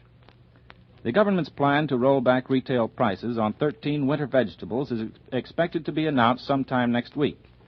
It was originally intended for announcement this week, but the details so far haven't been worked out. When the list does come out, it will probably include such things as tomatoes, peas, snap beans, spinach, and beets. It looks as if there might be salmon this year after all. You know, when they built the Bonneville Dam on the Columbia River, a lot of critics insisted that it would raise Cain with the domestic habits of salmon, who used to leap their way over the rapids in order to get to their spawning grounds far inland. The engineers installed an elaborate system of fish ladders in the dam, but critics who claimed to have an intimate knowledge of fish claimed that salmon just wouldn't take to such modern conveniences. And because salmon are believed to live at sea 4 years before returning home to spawn, they predicted that last year's run would be the last. Fortunately, they were wrong. Today, the Oregon Fish Commission announced that the spring run of salmon was well above the average. In fact, they seem to like the Bonneville elevators. It saves the poor fish a lot of wear and tear. Have you ever wondered what kind of jobs WACs are doing overseas? Well, Captain Evelyn B. Nicholson, the executive officer of WAC stationed in North Africa, gave out with the information the other day when she returned to this country. She said that when the WACs landed in January, there were 5 times as many vacancies waiting for them than they could fill. There just weren't enough girls. A lot of them were assigned to communications as teletypists and telephone operators, and to cipher and message centers of the Signal Corps. Some became secretaries and drivers for staff officers, and others drove and serviced everything from jeeps to trucks. They took over the casualty mail, and they've handled that job with a staff 1/3 as big as the staff of enlisted men they succeeded. And so far, incidentally, they haven't misrouted a single piece of mail, according to Captain Nicholson. Quite a few of the WAC secretaries and stenographers worked on the plans for the Sicilian invasion, extremely secret plans, and they proved to be so tight-lipped that the generals with whom they worked have asked for their services again. And as for hours, at first they worked a 7-day week just as a matter of course, and most of them put in from 12 to 15 hours a day. That's the way it is up near the front for everybody.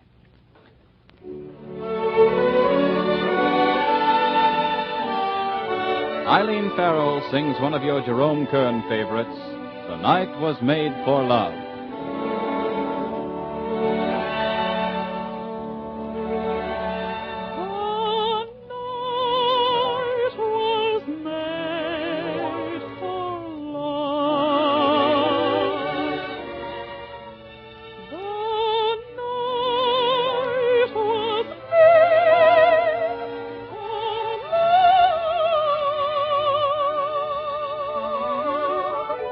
The day has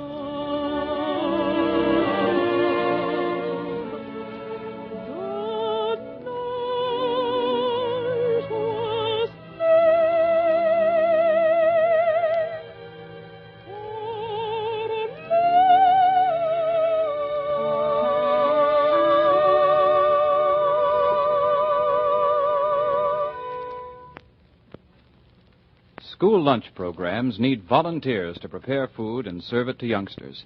Now more than ever, it's necessary to keep such programs going. Children have less chance of getting good meals at home since so many mothers have gone to work. Mothers in war jobs worry about their children if they feel the youngsters may not get a good noon meal. Absenteeism and slowing of production results.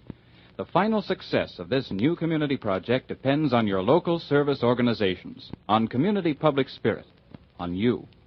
If you have any spare time, put it to patriotic use by helping in the school lunch program.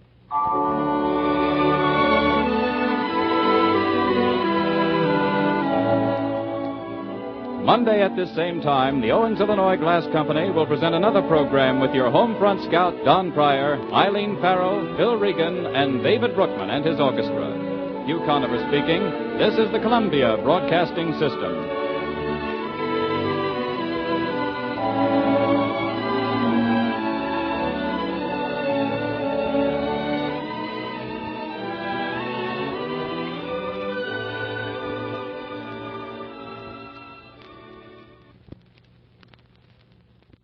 World News Today, brought to you by Continental Radio and Television Corporation, makers of Admiral Radio, America's smart set. By shortwave broadcast, direct from important overseas stations, as well as leading news centers of our own country, CBS correspondents are waiting to bring you a complete report from the world's political and battlefronts. But first, here's Doug Edwards. The mighty Allied bombing attack against German-held Europe has raged on today non-stop, with American planes following up yesterday's record raid with another pounding of Western Germany. From North African bases, other Allied aircraft have struck fierce blows against the Germans in Greece and Crete. On the Italian mainland, the Allied 5th and the British 8th Armies are increasing pressure on the enemy. And in Russia, German troops along the Dnieper line have been thrown back beyond shelling range of the river at several points. Now, for further details on the fighting in the Mediterranean war zone, Admiral Radio takes you direct to Algiers. John Daly reporting. The German offensive on the eastern end of the Italian front has failed. Yesterday, the British 8th Army advanced 2 miles above Chamouly as the German forces, recently reinforced with the 16th Panzer Division and ordered to retake Chamouly, retreated. At the same time, other units of the 8th Army, advancing from 1.5 to 4 miles along a 50-mile front, captured the towns of Guglielmese, Larino, Colletorto, Gambellesa, and San Marco. In central Italy, the 5th Army, advancing up both sides of the Calore River northwest of Benevento, occupied Ponte. The rest of the 5th Army line follows the south bank of the Calore and Volturno rivers for some 45 miles from Ponte to the shores of the Tyrrhenian Sea. Our patrols have crossed the Volturno in some strength and are active. There is little detailed news from the front, but heavy fighting appears to be going on just northeast of Capua, where American troops are trying to gain control of 2 hills from which German artillery command our crossings over the Volturno River from there to the sea. It is known that the Germans have moved another division into this area, and a major battle may be in the offing.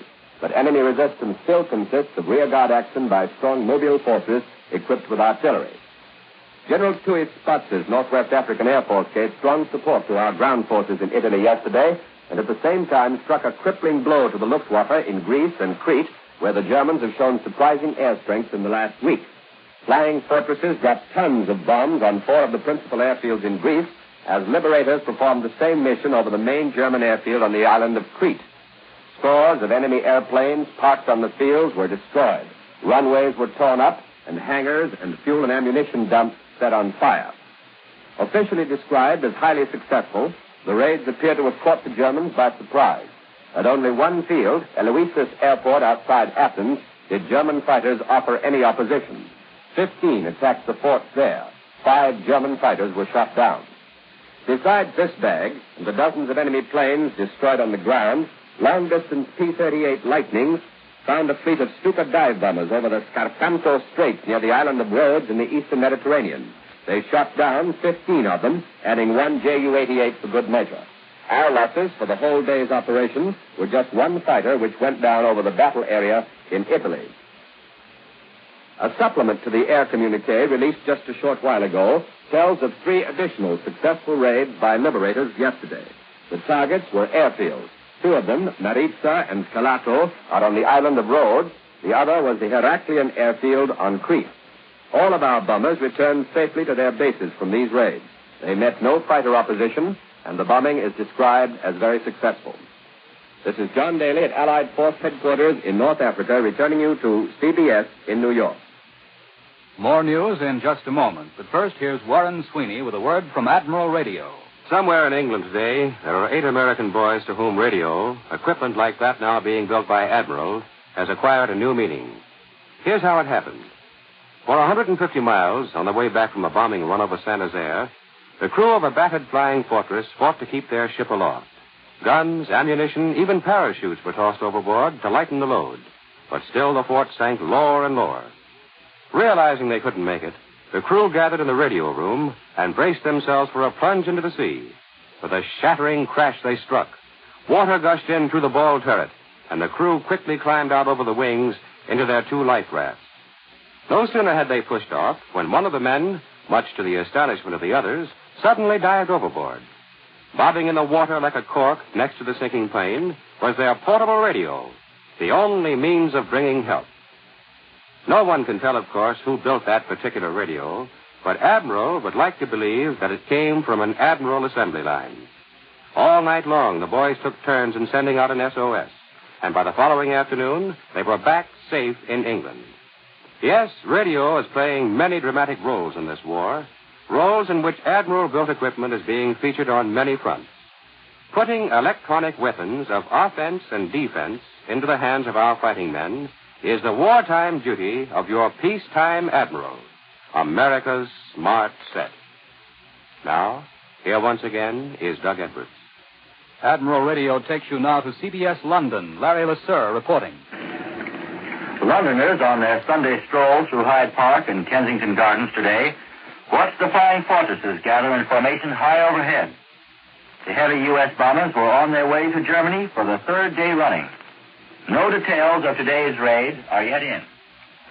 The skies over Germany today have also been penetrated by fast reconnaissance planes. They took pictures of the damage done in the brilliant American bomber attack yesterday on Poland and East Prussia. The newly developed pictures show that yesterday the flying fortresses scored a great victory over their enemies, the high-flying Focke-Wulf 190s, both in the air and on the ground. For 91 German fighters were downed yesterday trying to protect their assembly plant at Marienburg. And today, photographs show that the fort completely wrecked the huge factory where 1/2 of all the Focke-Wulf fighters made in Germany were assembled. Smoke screens still obscured the German naval base at Gdynia when reconnaissance planes went over today.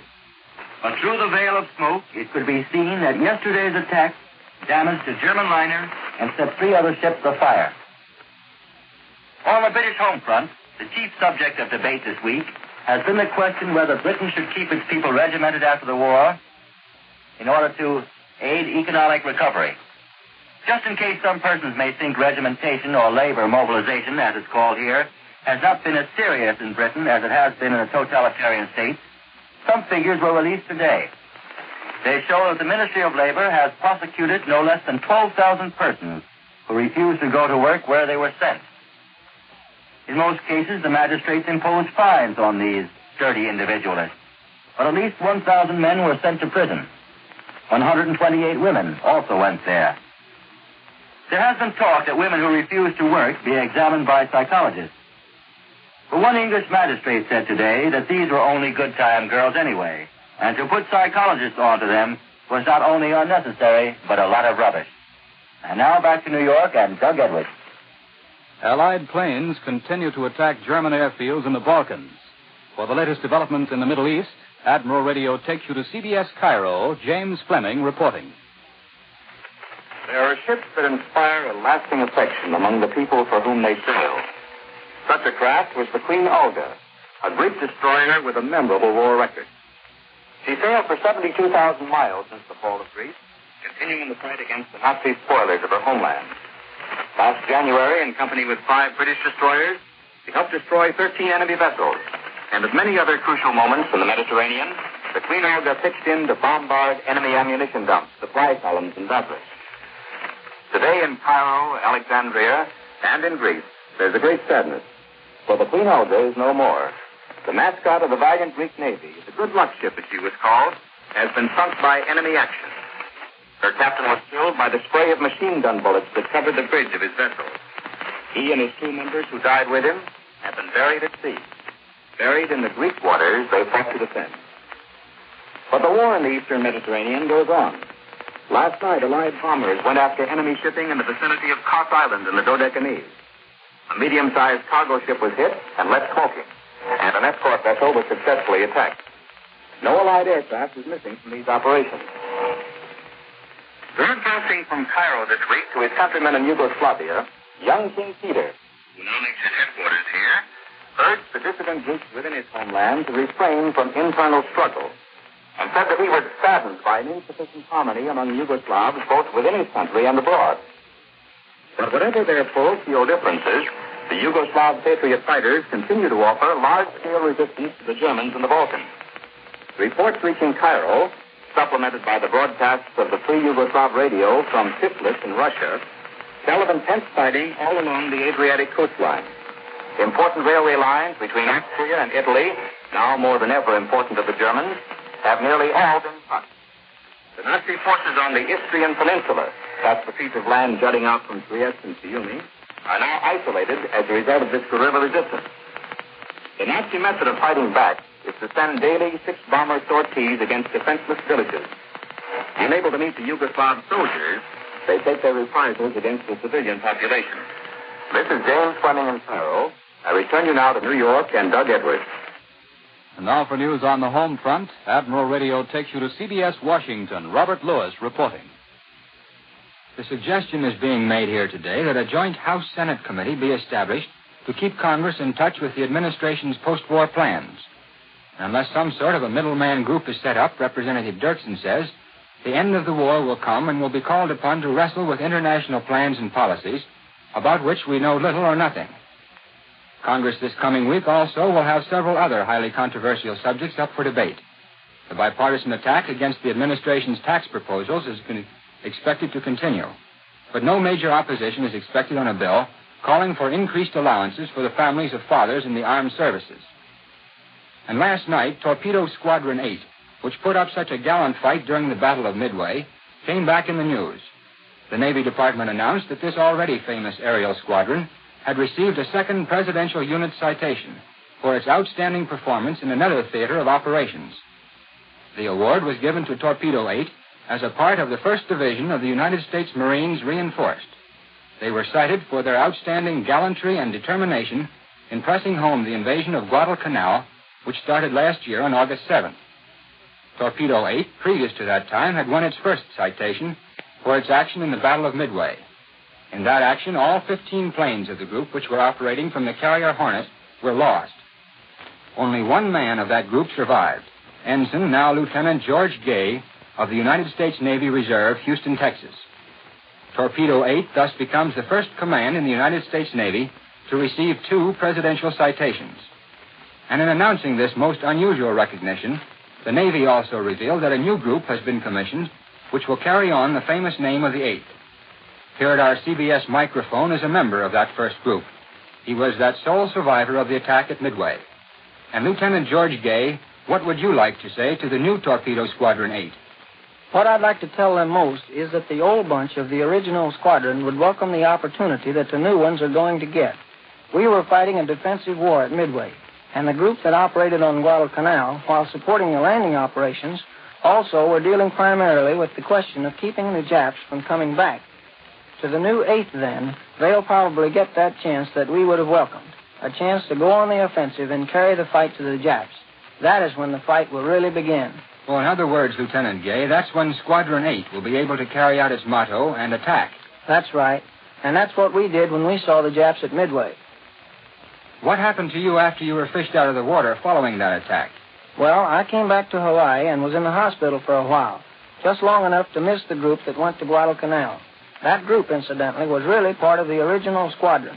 When the war broke out, we were all in Norfolk. We received orders to go to sea, but we had nothing but some old planes. We were expecting some new ones, and about half of the squadron was left behind to fly them out to the ship when they were received. It was this group which, for the most part, missed the action at Midway, but then went down to the Solomons, where for 14 weeks they helped hold the Japs during the darkest days of that campaign. During that time, they were officially credited with 40 attack missions. Among other things, they hit with torpedoes 1 Jap battleship, 5 heavy and 4 light cruisers, 1 destroyer, and 2 aircraft carriers. That group was finally relieved. I just came back with another squadron, which took over some months after they left. But by the time we got there, the picture was much brighter, thanks to the magnificent work of my former comrades. To Swede and all the others goes the credit for that. Well, to you, too, Lieutenant Gay, must go lots of praise. And especially in your new job as a tactical instructor with VTB-3 at the Naval Air Station at Jacksonville, Florida. I return you now to Admiral Radio in New York. On the Russian front, late dispatches say the Red Army has cleared the entire west bank of the Dnieper River bend south of Pereyaslav, about 50 miles south of Kiev. The Germans are said to have been driven well to the westward despite their counterattacks with tanks and planes. Pravda, the communist newspaper, says the Germans have been beaten back so far in this sector that the sites of the Russian crossings are already outside the range of German artillery fire. The British Broadcasting Corporation, in a broadcast in German to Europe, said today that 8 Soviet divisions had crossed the Dnieper River in the breakthrough of what Nazi propagandists had insisted would be the German Winter Line. China today is celebrating the 32nd anniversary of the Chinese Republic, and Generalissimo Chiang Kai-shek has been formally installed as president. For a direct report from China and an interview with a high Chinese official, Admiral Radio takes you to CBS Chongqing. Eric Severide reporting. It is nearly 2 in the morning here, and the 10th of October is ended. The Generalissimo is now President of China. He repeated the oath of office this morning. I sincerely and solemnly swear that I will comply with the teachings of Dr. Sun Yat-sen, that I will work for the consummation of the Three People's Principles, that I will abide by the laws of the nation, that I will loyally execute my duties, that I will endeavor to recover our lost territory, that I will endeavor to enhance the people's welfare, that I will submit to sanction of law in the event of violation of my oath.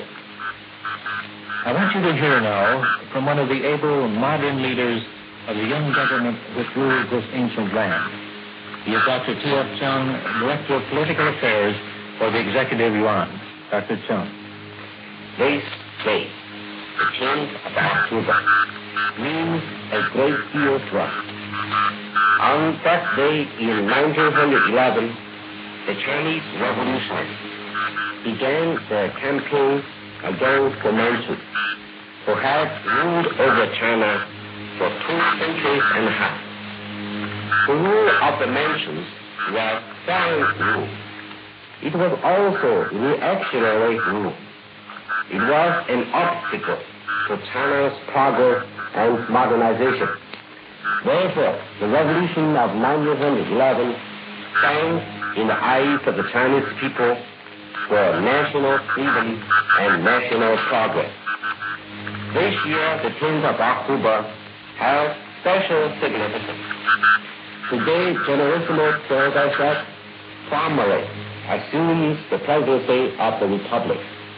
He becomes the head of the Chinese state. Generalissimo Chiang Kai-shek has rendered great services to the Chinese people. The time at my disposal does not allow me to go into details. I can only call your attention to the greatest of all his services. That was Chongqing, China. Now Admiral Radio takes you to CBS Honolulu, Webley Edwards reporting.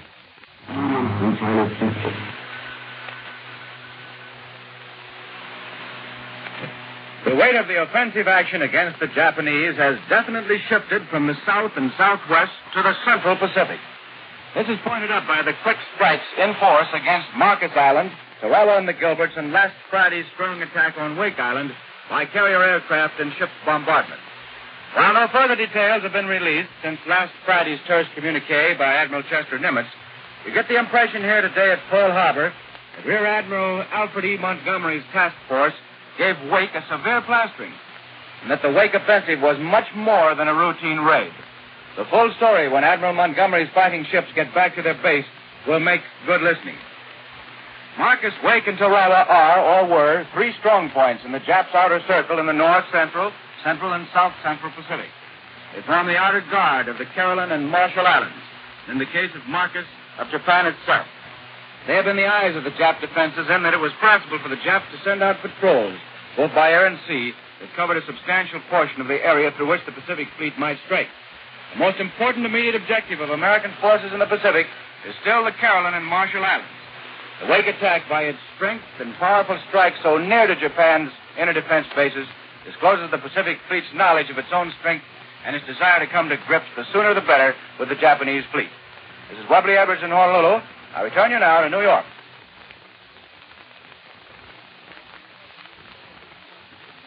Here in our New York studio to discuss the general situation in the Pacific is Columbia's military analyst, Major George Fielding Elliott.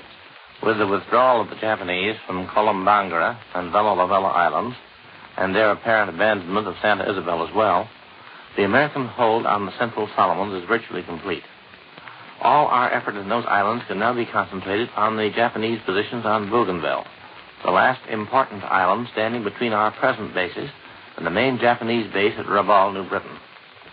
Meanwhile, on New Guinea, Australian troops are reported moving overland toward the Japanese staging point at Madang on the north coast, and further amphibious moves, such as those which brought about the fall of Lae, Salamaua, and Finschhafen, are a possibility of the immediate future.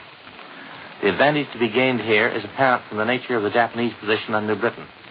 The big Japanese garrison there can be supplied only by sea. It has proven too expensive to supply it directly from Japan, straight down through the Mariana and Caroline Islands by way of Guam and Truk. Our submarines and long-range aircraft have taken a heavy toll of Japanese shipping on this route, which has been virtually abandoned in favor of barge and schooner traffic, slipping along the north coast of New Guinea by night from staging point to staging point, and gathering at Madang for the last night's run across to New Britain. If Madang falls into the hands of General MacArthur's forces, the Japanese will be thrown back on Wewak, and the length of that last night's dangerous run will be greatly increased. Indeed, once we can establish our aircraft and light surface patrols at Madang, we can almost put a stop to the barge traffic altogether. The Japanese must then accept the virtual isolation of Rabaul, or they must return to their old and expensive plan of supplying that base by ocean convoys. This will be especially embarrassing to them at this moment, because an Allied attack on Burma seems to be impending. Burma, too, can be supplied from Japan only by sea, and the run from Japanese ports to Rangoon is the longest sea route which Japanese shipping must follow.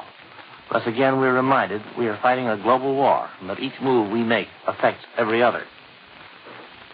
Out in St. Louis, the Yankees and Cardinals took the field for their fourth World Series game before a capacity crowd of 34,000 fans. Max Lanier is pitching for the Cardinals and Marius Rousseau for the Yanks. The score is 0-0 in the last half of the second inning. Now here's Warren Sweeney with a word from Admiral Radio. You've heard many stories on this Admiral program of the part radio is playing in battle actions. Here is an example of a personal service available to our fighting men through the use of radio, one that brings them a little closer to the folks at home. It is not possible for men overseas to send their surplus funds home by radio. All they need do is turn the money over to a personnel officer. The information is radioed to a finance office in this country, and a check is in the hands of the payee in a few days. In a single week, over 9,000 men made use of this service to send home sums totaling over $1 million. Admiral Radio is today devoting its entire output to these men of our fighting forces. To you on the home front, however, there is this assurance. When victory has been won, Admiral, in peacetime the world's largest manufacturer of radio phonograph combinations with automatic record changers, will again return to civilian production. The knowledge gained now in building weapons of war will be yours in the Admiral of tomorrow, America's Smart Set. With thousands of doctors and nurses going overseas each month, much of the responsibility of protecting the health of our people must rest with the women of America. If you can spare 10 hours a week, sign up for a Red Cross Nurses Aid course. If you have but 2 to 4 hours, enter a class in home nursing. You can perform a wartime service by relieving our doctors and nurses on the home front. And the knowledge you gain may save the life of your child or husband. Contact your local Red Cross chapter today. World News Today is brought to you each Sunday at this hour by Continental Radio and Television Corporation, makers of Admiral Radio, America's Smart Set. Be sure to listen again next Sunday when Admiral brings you World News Today by shortwave, direct from leading news centers of the world. Warren Sweeney speaking. This is the Columbia Broadcasting System. This is the WB Amera Theater, Wrigley Building, Chicago. This is the Home and Forces program. Here is the news, and this is Frederick Dryeswood reading it. 2 hours ago, Italy declared war on Germany. A proclamation by Marshal Badoglio brands the Germans for savagery against the civil population and says there can be no peace while a single German remains on Italian soil. Italy's new step has been acknowledged in London, Washington, and Moscow. Her status will be that of a co-belligerent, not an ally. The terms of the armistice with the Allied command remain in full force. From London, the National Broadcasting Company presents War Telescope, a review of the war week and a forecast of possible developments to come. War Telescope features Elmer Peterson of NBC's London staff, a veteran reporter of the European scene. And for his regular Saturday report, we take you now to London. This is Elmer Peterson in London. Here in London, I've just been talking to some American pilots about the rocket guns the Germans now are mounting on some of their fighter planes. We also talked about the new forms of anti-aircraft fire the Germans are using. The comment of these American pilots was very blunt. The German defenses, they said, are tough and getting tougher. It's something that provides new problems, difficult problems. Incendiary anti-aircraft fire, which can set a dozen fires burning on your plane, is no joke. Nor are the rocket guns fired from planes which try to stay beyond the range of the guns on your own plane, lobbing over their shells like trench mortars. What it all amounts to, said these pilots, is that the Germans are making a supreme effort now to get at Allied planes without getting close enough with their own to be destroyed themselves. At any rate, the American airmen over here don't underestimate the Luftwaffe and German defenses. They don't underestimate the ingenuity of an enemy who is by no means stupid and who is concentrating hard now on defensive measures, whereas he once startled the world with his application of offensive tactics. Talk to these American airmen over here, and you'll find them resentful, even angry, over reports at home that the Luftwaffe is finished, at seeing headlines reading, "Where is the Luftwaffe?" The answer to that is the story of what happened at Schweinfurt, Germany this week, where we lost 60 flying fortresses while shooting down over 100 German fighters. In other words, fly on a daylight raid on Germany these days, like these American airmen do, and you know where the Luftwaffe is. And so over-optimism at home, a feeling that bombing Germany is a cinch proposition now, doesn't help the morale of the boys over here. Now, there's not the slightest doubt among these American airmen here but what they can put it over. No question but what Germany will be defeated. But there is a question, a very serious question, as to how long Germany can prolong the war. First, by desperate defensive measures, and second, by purely desperate measures, which may see the Germans forgetting all conscience and principle. In this, it must be assumed the Germans have at least the outlines of a working strategy to hold off defeat as long as possible, to gain at least some minor victories in the hopes of regaining some of their lost prestige. So we have the impression here in Britain now of being close spectators in a final race against time in the matter of what the war can produce in the way of new weapons. It's something that may see the advantage temporarily swinging from one side to the other, but with the final advantage always on the side of the Allies, for the simple reason that we can work and produce without interference, without having our factories and research buildings necessarily blasted off the face of the earth. The Germans can't. But it would be foolish indeed to underestimate the German efforts. So far, it's true, the Germans haven't been too successful in their search for new defensive weapons, but they're still trying, and they'll keep on trying. Here in Britain, we're assured that new countermeasures have been worked out and are being put into effect. Flying rocket guns will be mastered, just as the floating magnetic mine was mastered. And German defenses can always be overwhelmed, regardless, by sheer force of skill and courage, as they were in that recent raid on Schweinfurt. At the same time, no amount of wishful thinking can obscure the fact that we must be prepared now to pay a higher price for attacks on Germany. Before this war is over, we're going to see air battles in which heavier and heavier guns will be used, requiring heavier and stronger planes, possibly involving completely new tactics in air combat. Although factors of speed and maneuverability and skill will play their role at all times. And the outcome of the coming air battles and air strategy over Germany is going to have its effect on the second front issue. In the opinion of Sir Archibald Sinclair, British Secretary for Air, we're now inflicting mortal wounds on Germany through air attacks, with the worst yet to come, and with the strength of the British and American bomber commands here increasing steadily. From such statements as this, one gains a hopeful impression here that a second front across the English Channel may not be necessary. And there's no question but what Allied air chiefs here are out to prove that air power can be decisive. But there's also the question of how long it will take air power to be decisive, in view of what the Germans may yet produce in the form of more effective defenses. And here is where the element of time enters in. Whether air power can be decisive quickly enough, as example, to convince the Russians that everything possible is being done, and thus get from the Russians a full and fundamental agreement on military and political strategy. It's stressed here that Allied air power is now doing a tremendous amount of damage to Germany at relatively low cost of human life. The Russians won't disagree with this. The Russians are, however, determined to get the war over as soon as possible. So there's a growing opinion here that a second front may come about before too long, not because Germany can't be defeated in time by air attacks, but because the circumstances of agreement among the Allies demand such a front, because the need of finishing the war as soon as possible makes it necessary. It's a point that's going to be raised strongly at the conference table of the Tri-Power meeting in Moscow. The Germans, remember, lose either way. The more they defend against Anglo-American air attacks, the more they encourage the demand and necessity for new land fronts, which in turn spreads their defenses. But then the Germans are concerned chiefly now with making a victory out of their inevitable surrender. Their scramble for new weapons isn't only to defend their cities and industries, it's to confuse also the second front issue. When that second front does come, we must expect extensive casualties among our armed forces. But one thing will be certain, as one sees it from here. Our wounded in this war have a far better chance for recovery than ever before. They're being saved on the battlefield, and they're being restored behind the battle lines at hospitals where modern medical science finds full expression. Here in Britain, I just paid a visit to one of the greatest hospitals in the world, the Queen Mary's in the outskirts of London.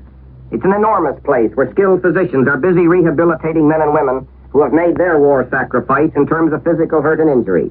A hospital famous for its advanced research, where soldiers, sailors, and airmen are being provided with artificial legs and being taught to walk on them, where they are getting artificial arms and being taught to use them, where the wonders of plastic surgery are being demonstrated every day, and where, above all, these men are being helped to regain confidence in themselves as well as complete efficiency of movement. To visit this hospital is to gain a personal lesson in humility. You'll find yourself wondering what the patients at a hospital like this think of all the struggle and rush and confusion with regard to post-war advantages, all the high talk about return to normal, while they work to rebuild themselves before they can even think of joining in the task of rebuilding other things. But you also come to marvel at the remarkable things being done here in Britain and elsewhere in restoring war wounded to normal living and normal thinking after their trials and sacrifices on the field of battle. Here in the spacious grounds and buildings of a British government hospital, you find full evidence of what modern medical science can achieve these days. In the space of 2 hours, I saw things which I would not believe had I not seen them. I saw a British soldier who had lost most of one arm in Libya. I watched him swing a pick with all the skill and strength of a man with 2 good arms. I watched other men ride bicycles, play tennis, drive automobiles, perform all manner of skilled work with the use of artificial legs or arms or both. I talked to a man who works all day standing up and who rides a bicycle 26 miles each day and getting to and from his workbench. It was unbelievable in its way to learn that he had an artificial leg. After seeing all that, I found it easy to understand how pilots are going back to their planes to carry on as efficiently as ever, undismayed and undeterred in their sense of duty by the fact of having lost an arm or a leg. Yes, you can see and hear amazing things at a hospital like this in Britain, things which make you conscious of the responsibility of governments toward war wounded, things which make you realize that this responsibility is known and accepted. I talked with an American pilot who lost both legs in North Africa. I found him in his wheelchair after he had finished some of his first tryouts with a pair of artificial limbs. He was not depressed. He was not sensitive about his condition. He was healthy with confidence and a new ambition, the ambition to get walking again quick so that he could get back into the thick of things. He talked of flying again, and he held out his 2 hands. Nothing wrong with these, he said. I want to get back to doing something. He went on to explain that he could have been sent home, but that he didn't want to waste time going home, not while there were so many unfinished jobs still left in this war. There you have courage of the deep and lasting variety that will never lose its value. But the responsibility for men like this does not end with the government.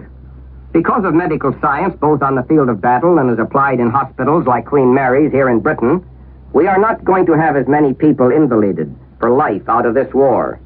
There is full reassurance on that point for everyone who has reason to dread that thought. But there will be men and women who will ask that they be treated not as cripples, but as sound and efficient human beings. There's a man at Queen Mary's Hospital who asks nothing more in life than to have this simple point recognized and accepted by everyone. He is Dr. R. Langdale Kellum, chief limb surgeon, the world-famous specialist in this. During the past 20 years, Dr. Langdale Kellum has had the leading role in dealing with some 50,000 cases of people who have been provided with new arms or legs, along with other surgeons and specialists who work with the British Ministry of Pensions under the direction of Dr. W. Hayward, Director General of Medical Services. Dr. Langdale Kellum's own experience now has international application. His formulae are simple and understandable. Anyone can fit a new limb, says this outstanding surgeon, but you've got to fit the man's head as well. In fact, the psychological factor is responsible for 50% of success. What we must do with wounded soldiers is to make them normal in appearance and normal in activity. That means they will be normal in mind as well. When you talk with Dr. Langdale Kellum about this, you realize that the days when war wounded struggled about on crutches, when they had to be dependent on others, are gone, provided you, who are listening, will take the right attitude toward them.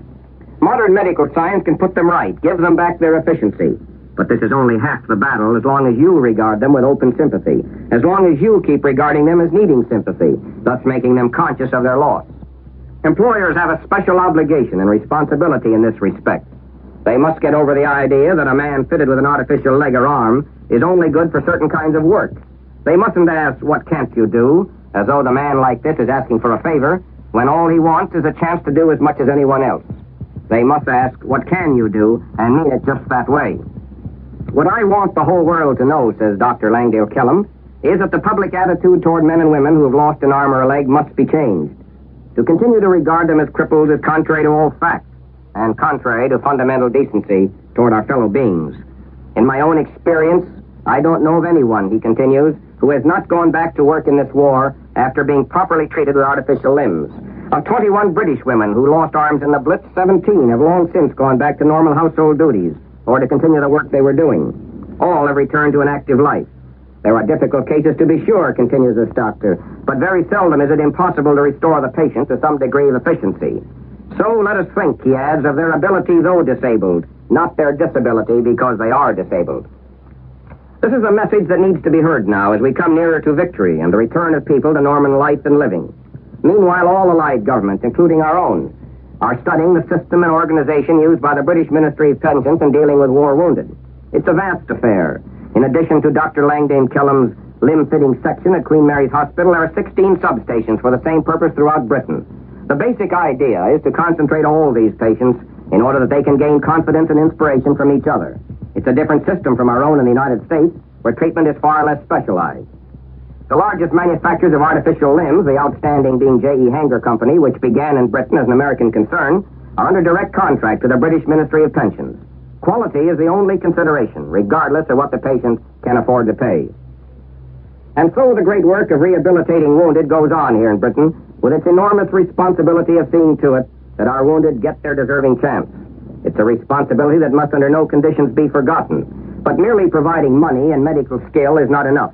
Upon all of us rests the responsibility of the right attitude toward the men and women who are leaving war hospitals to find their place in society. A thoughtless remark, a thoughtless gesture can strike a cruel blow at the confidence of these men and women, their confidence in themselves and the future they deserve. To remember that is the least we can do as a measure of our appreciation.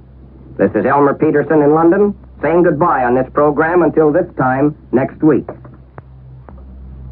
You have been listening to War Telescope, a weekly report on the war as seen from London by Elmer Peterson, NBC's veteran observer in the British capital. Mr. Peterson is presented each Saturday at this same time over most of these stations. This program came to you from London and New York. This is the National Broadcasting Company. World News Today, brought to you by Continental Radio and Television Corporation, makers of Admiral Radio, America's smart set.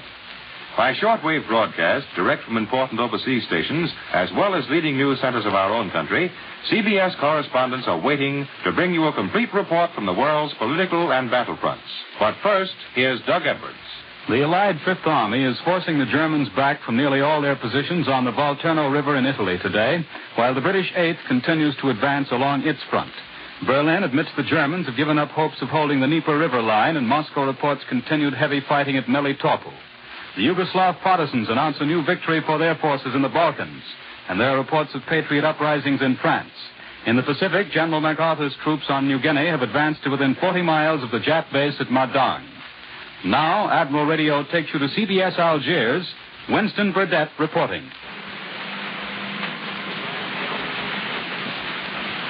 The Battle of the Volturno is being fought out today along a 22-mile front from the Tyrrhenian Sea to the foothills of the Apennines.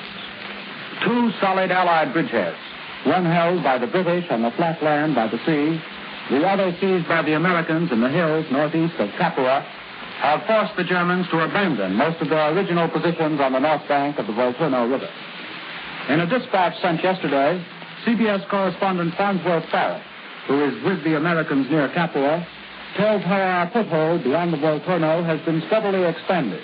Until now, we control the whole steep ridge running north on the further side. From both banks of the Volturno, he says, and along the slopes of that ridge, great clouds of white vapor were billowing up yesterday morning. It was a screen to protect a fresh battalion of Americans that was going across. It kept a lot of guns busy firing smoke shells, which explode with a great red flash and then roll up like summer clouds. The new battalion, Powell says, got onto the ridge early in the morning. They were pushing northward all along it all day. The Germans were retreating, but dropping a mess of mortar bombs as they went. Above the German rear guard, one of our artillery observation planes wheeled like a hawk. That cramped the mortar's style, because it's pretty dangerous for the Germans to give away their positions when there are a couple of hundred guns the other side of the river just begging for targets. In this American sector, Powell reports, the river crossings and the gaining of the protected ring of hills beyond has been right on schedule from the very start. The forces further down the river ran into tougher opposition, but up in the hills, too, American infantry had to battle with rifles, grenades, and light mortars before the Germans gave up or gave out. One American battalion took 10% casualties, mostly wounded. The proportion of killed was comparatively low.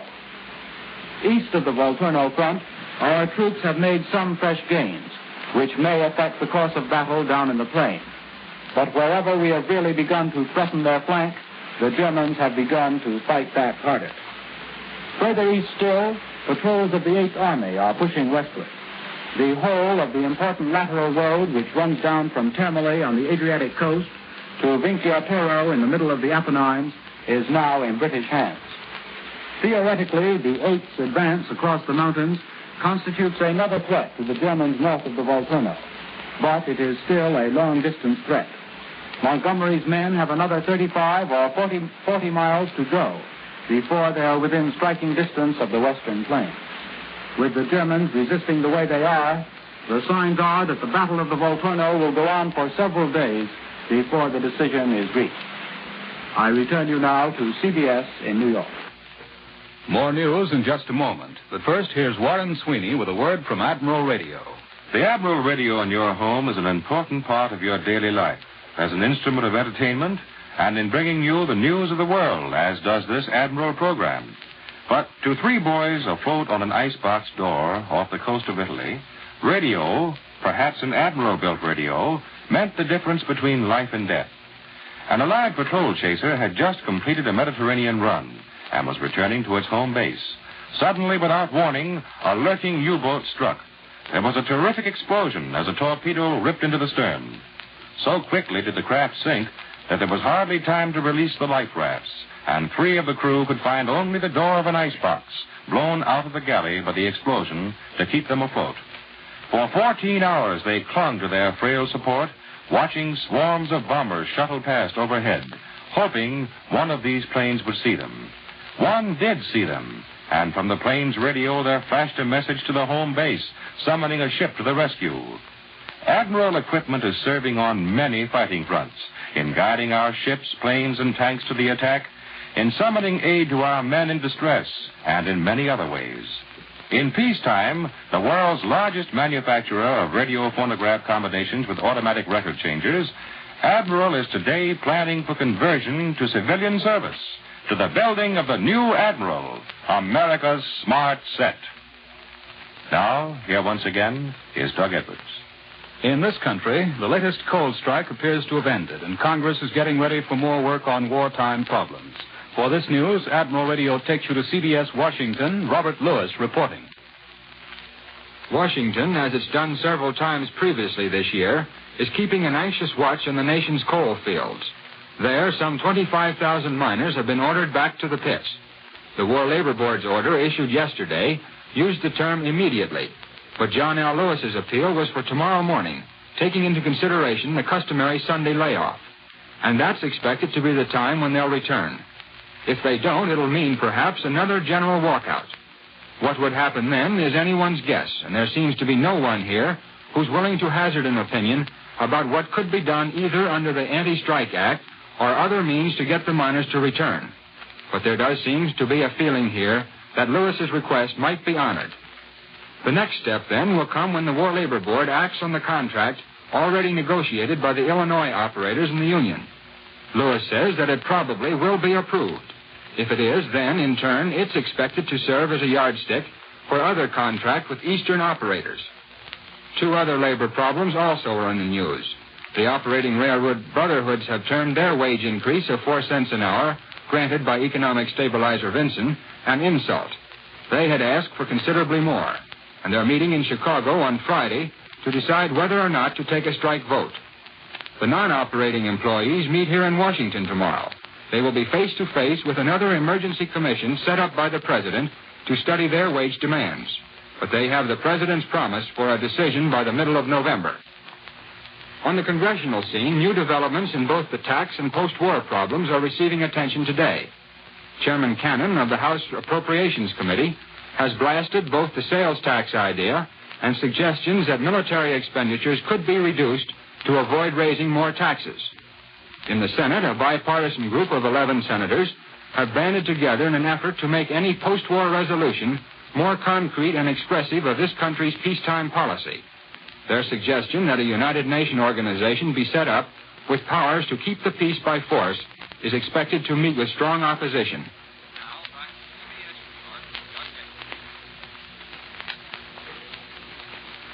The Allied world is waiting for good news from the Red Army driving on Kiev.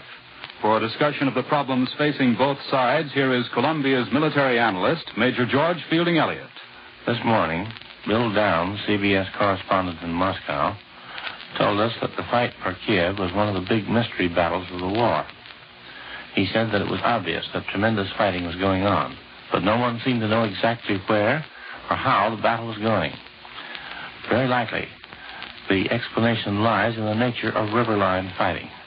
The attacker of a river line, first of all, pushes small detachments of troops across and establishes what is called a bridgehead on the farther bank.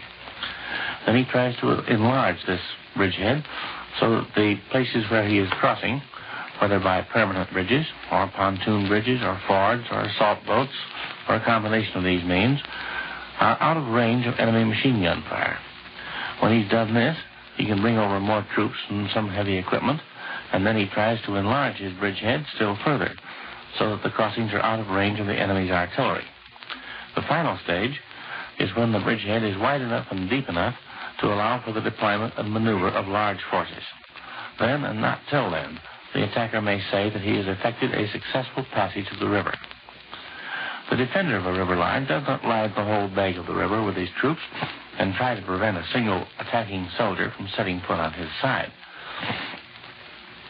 He covers the likely crossing places with outpost forces, and he holds the bulk of his troops back until he can see how and where and in what force the attacker is proposing to cross. Then, at an appropriate moment, the defender launches a counterattack, the purpose of which is to wipe out part of the attacking forces which have already crossed the river, while they are still beyond the reach of help or reinforcement from their comrades which have not yet crossed. In practice, a river crossing, of course, is a combination of all of these things, and there are a lot of small counterattacks by local forces that in preparation for the decisive counterattack which comes when it is finally decided to throw in the main bulk of the defending reserves. Now it seems that the Germans are launching their main counterattacks, that this stage has been reached in the Kiev fighting, and the results are not yet known and may not be known for some days. Meanwhile, south of the great bend of the Dnieper, the fight for Melitopol and the Crimea Railway still goes on, with the Germans fighting hard and the Russians not yet claiming full possession of the city. That was Major George Fielding Elliott. Moscow today is waiting the momentary arrival of Secretary of State Hull to participate in the Anglo-American Soviet War Conference. The Russian capital is now having its brightest season, social and otherwise. The ballet, opera, concerts, plays, and movies are all going, and foreign diplomats are giving parties in greater style than at any time since the invasion by Germany. During the past week, there have been 3 brilliant diplomatic receptions in Moscow. A week ago, the Chinese embassy celebrated China's national holiday, and then on Thursday... World News Today, brought to you by Continental Radio and Television Corporation, makers of Admiral Radio, America's smart set.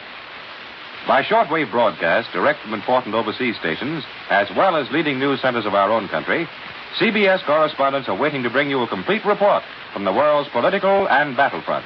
But first, here's Doug Edwards. A large fleet of Britain-based bombers struck across the Channel into France today to hammer German aerodromes and communications, and Allied planes from Italy have attacked southeastern Austria. The 8th Army has resumed the offensive in Italy, driving across the Trinor River and capturing 3 towns. But British General Alexander says progress toward Rome will be slow.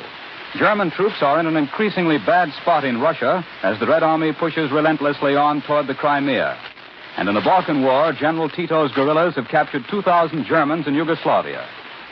Now, for further details on the Mediterranean War, Admiral Radio takes you to CBS Algiers. John Daly reporting. Trinor River, 13 miles north of Chamonix, a stepping stone in the Allied drive to break the German hold on the lateral highways running westward to Rome. The 8th Army attack broke a 3-day stalemate along the Italian mainland front. Under the personal command of General Montgomery, British troops cleaned up the principal enemy strong points south of the Trinor River, occupying Lustico and Montenero, drove the Germans off several commanding heights overlooking the battle area, and forced the crossing of the river in one sector. Frontline reports indicate that other British units have reached the south bank of the river at several points. In central Italy, where the left flank of the 8th Army and the right flank of General Mark Clark's 5th Army, to which General Eisenhower has just paid a visit, are driving through the difficult mountain spine running down the Italian peninsula. Advances were small but significant. The 8th Army flank occupied Campo Chiaro on the forward slopes of the mountains commanding the main highway to Isernia and Rome, while the 5th Army flank captured Baia e Latina, a road junction 4 miles northwest of Dragoni. Progress in the mountains of central Italy is slow, but any advance, no matter how small, that gives us further command of the road networks in that area is very important. There was little activity in the center of the 5th Army front, and our left flank on the Tyrrhenian coastal plain still rests on the south bank of the canal, 4 miles north of the Volturno River. Bad weather kept our heavy bombers on the ground yesterday for the 2nd day in a row, but medium, light, and fighter bombers continued the accelerated air offensive. The Germans have learned by experience that in Allied military operations, the Northwest African Air Force has taken the place of that calm which traditionally precedes the storm. Yesterday, medium bombers scored direct hits on 3 important bridges in the Rome area, causing new havoc in this bottleneck of enemy communications, which recent photo reconnaissance shows has been badly mauled. The Rome-Leghorn and Rome-Florence rail lines are completely blocked. Medium bombers also attacked the coastal gun positions near Gaeta, over 20 miles north of the battlefront. And closer to the battlefront, the Tactical Air Force, in a large-scale dawn-to-dusk offensive, threw wave after wave of planes into attacks on enemy troops, defense points, and railway and highway bridges. Scores of enemy trucks were set on fire, and several hundred railroad trains blasted. Secretary of the Treasury Morgenthau, who has just finished a tour of the Mediterranean area, held a press conference here at headquarters this morning. He said a good deal about the great work that has been done in this theater. We asked for news of home. He told us there's too much optimism at home and a lack of realization of what our troops are up against. Mr. Morgenthau went to the Volturno front and saw what we are up against, and this is what he had to say. The battle ahead will be hard, tough, and bloody. Now back to CBS in New York. More news in just a moment, but first here's Warren Sweeney with a word from Admiral Radio. Admiral is today turning out many different electronic instruments for our fighting forces. Radios for ships, planes, and tanks, direction finders, altimeters, and many others. I wonder if you've heard this story of a Thunderbolt pilot for whom an altimeter, built perhaps by admirals, measured the distance between life and death. At full throttle, he roared down toward the earth with his eyes glued to the altimeter on his instrument panel, watching it drop from 25,000 feet to 20,000 to 15 to 12. Something had gone wrong. Frantically, he pulled back on the stick, eased off the throttle, even fired his guns, but the plane refused to pull out of the dive. Then, at 10,000 feet, the nose slowly lifted, and at 5,000, the plane finally leveled off. Just another dive, you say. Well, listen to this. Army experts later estimated that during the time he plummeted earthward, this pilot had actually reached the amazing speed of 840 miles an hour, 14 miles a minute, even faster than the speed of sound. Yes, for those few seconds, the most important thing in the world to that pilot was his altimeter, the instrument that measured the distance between himself and death. Such experiences are being duplicated on many fighting fronts where Admiral equipment is being used. Admiral guiding our forces to the attack, Admiral summoning aid to our men in distress. This is the wartime duty of your peacetime Admiral, America's Smart Set. Now, here once again is Doug Edwards.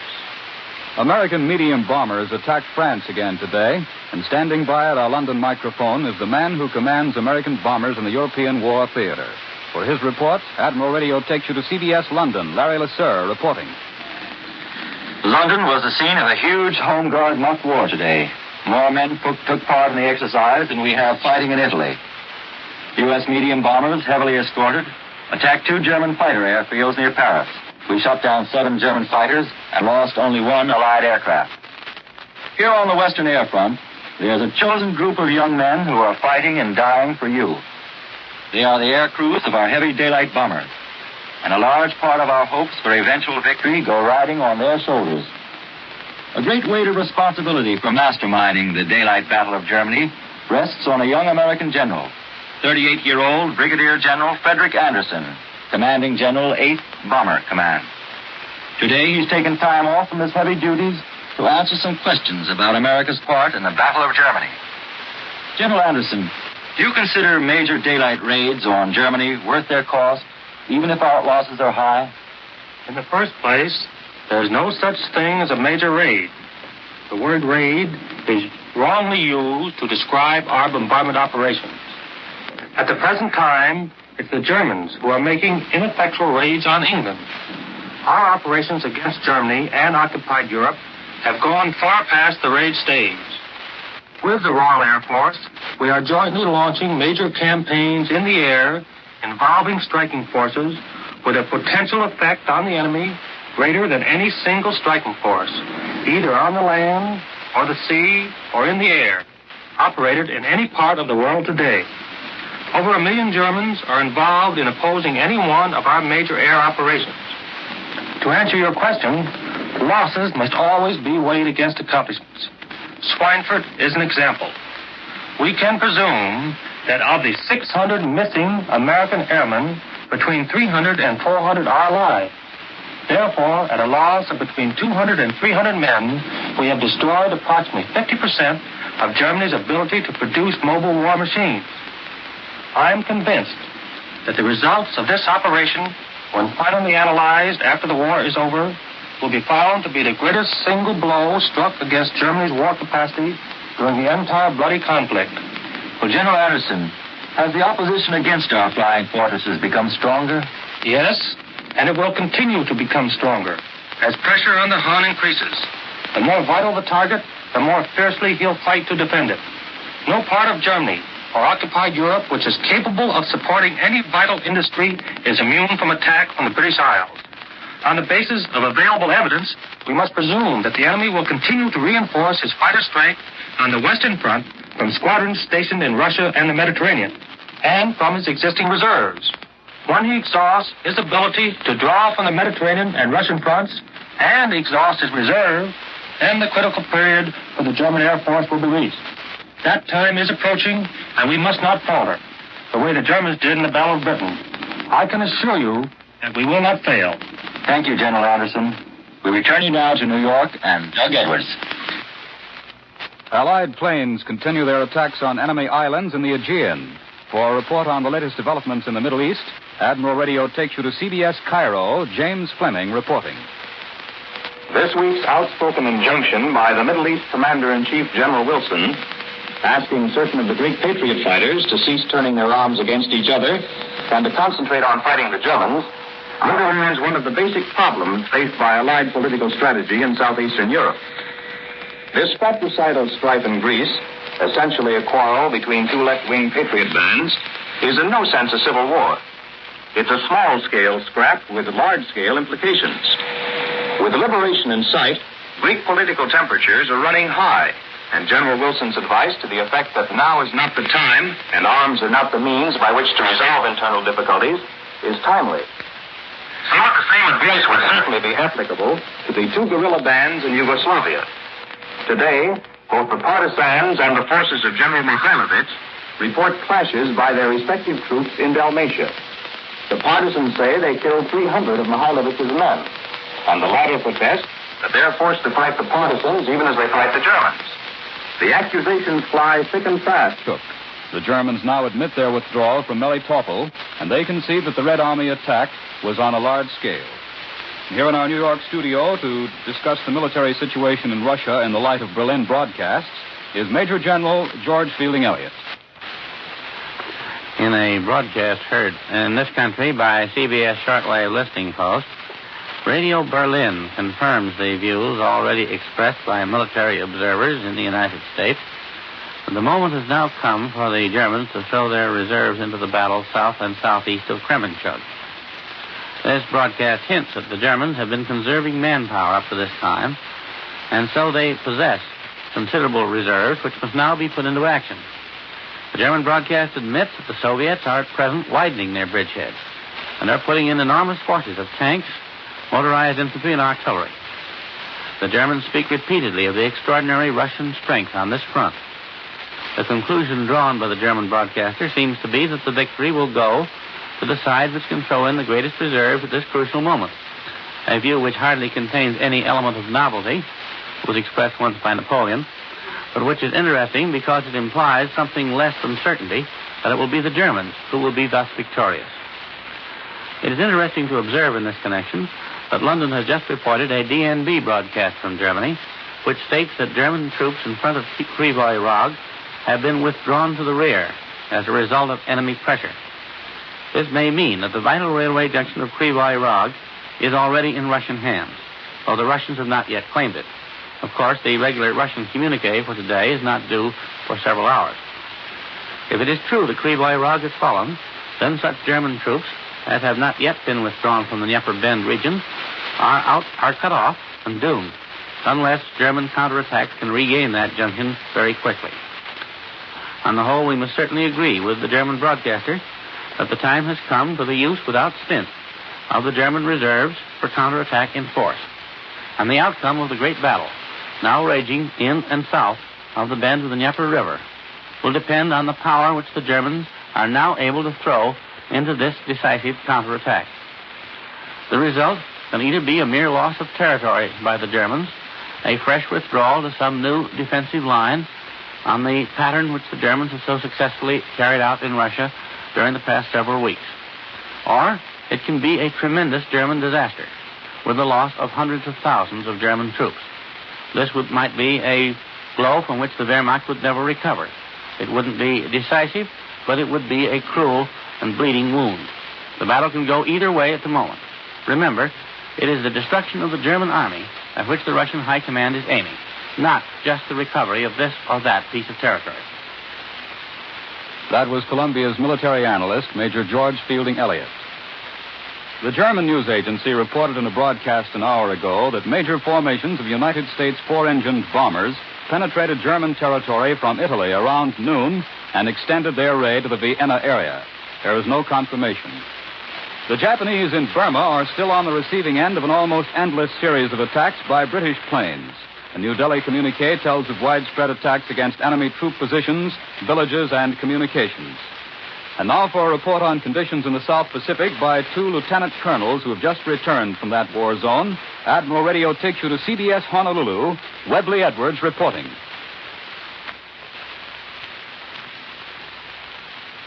Just arrived from the fighting in the Southwest Pacific on a special mission in Hawaii are two lieutenant colonels of the United States Army, Colonel John W. Ferris, artillery, of Abingdon, Illinois, and Washington, D.C., and Colonel Stanley R. Larson, infantry, of Honolulu, Hawaii. They've seen much action down there, including this final cleanup of the North Central Solomons. How goes the war, Colonel Ferris? Pretty tough. I don't know which is the toughest, the war itself or living conditions. Our reason for taking Bella La Bella was that it is so well located geographically in the North Central Solomons. After we had taken New Georgia, the Japs that escaped had gone over to join their garrison on Columbanga Island. They were waiting for us over there, expecting us to come right on over and attack. However, Larson's combat team was sent on to bypass that island and land on Bella La Bella, which is on further north. This was the first time we had used these bypass tactics in the Southwest Pacific, and it caught the Japs completely by surprise. Don't you think so, Swede? Yes, it did. Our landing party got in without any opposition. The Japs knew our forces were in the area, and as Johnny here says, they were concentrated down on Columbanga. We were the first outfit to land on Bella. The island has no beaches, and we had to bring our landing barges in on coral rock, then wade ashore. The worst opposition we had came from some dead Jap bodies that had washed up on shore from a previous Vela Gulf naval engagement. They were pretty ripe. I see what you mean. It was about 45 minutes before the Japs discovered where we were and got planes up the Vela to attack us.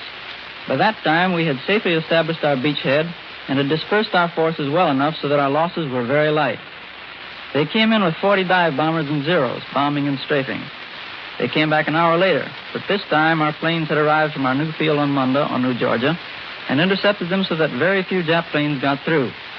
From then on, our toughest opposition was from bombing and strafing at night when it was moonlight. Yes, the moonlight, although beautiful, is not looked forward to down in that part of the world. It so often means night raids. What about the land opposition on Bella La Bella, Colonel Larson? As soon as the Japs definitely knew that we had landed in force on Vela, they sent in heavy reinforcements on the north shore of the island, about 18 miles away. The jungle is so thick, though, that it took us over a week before we could get near enough to fight them. We literally had to cut our way the whole length of the island. In fact, that's routine down there. We have to cut the jungle to fight every island, infantry and artillery. Incidentally, we infantrymen swear by the artillery, and we feel that without them we would be almost less than half a team. Even if Colonel Ferris weren't here, I'd say that it's the artillery that's really punching the holes in the Jap jungle defenses. It looks like the infantry and artillery are really working as a team down in the Southwest Pacific, Colonel Ferris, right? Yes, and it's working pretty well. While Swede's outfit was landing on Bella La Bella, our artillery swung up from New Georgia to set up opposite Vila. We massed artillery fire on Vila day and night for 8 days and battered them so badly that the doughboys moved in without opposition. In fact, they took only one prisoner there, and he was a deserter. This old idea that the Japs fight on to the death didn't hold in this case, then. The Jap is a good soldier, and he's probably a bit fanatical. But when he gets his belly full of punishment, he doesn't hesitate to pull out and run. This old face-saving stuff doesn't always hold true. Their officers don't hesitate to desert their troops either when the going gets tough. Our capture of Bella La Bella puts American forces in a nice strategic position in the North Central Solomons. I know our listeners will be glad to know that for his action in the Solomons, Colonel Larson has the Distinguished Service Cross. Thank you, gentlemen. Lieutenant Colonel Stanley R. Larson of Honolulu, Lieutenant Colonel John W. Ferris of Abingdon, Illinois. This is Webley Edwards in Honolulu. I return you now to New York.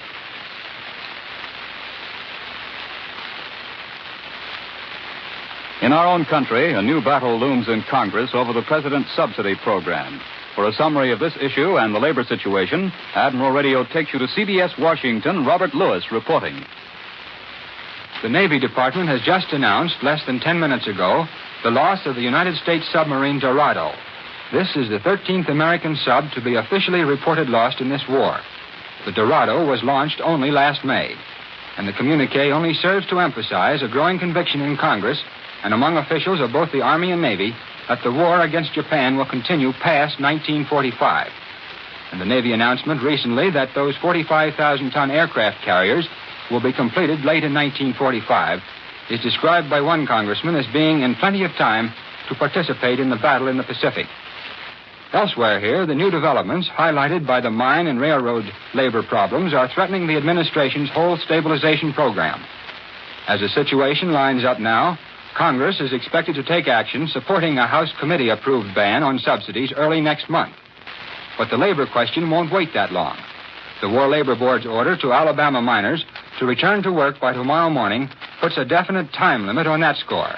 If the miners fail to act, the board can refer the case to the president, who could again take over the mines and let the government operate them. But the strike is spreading.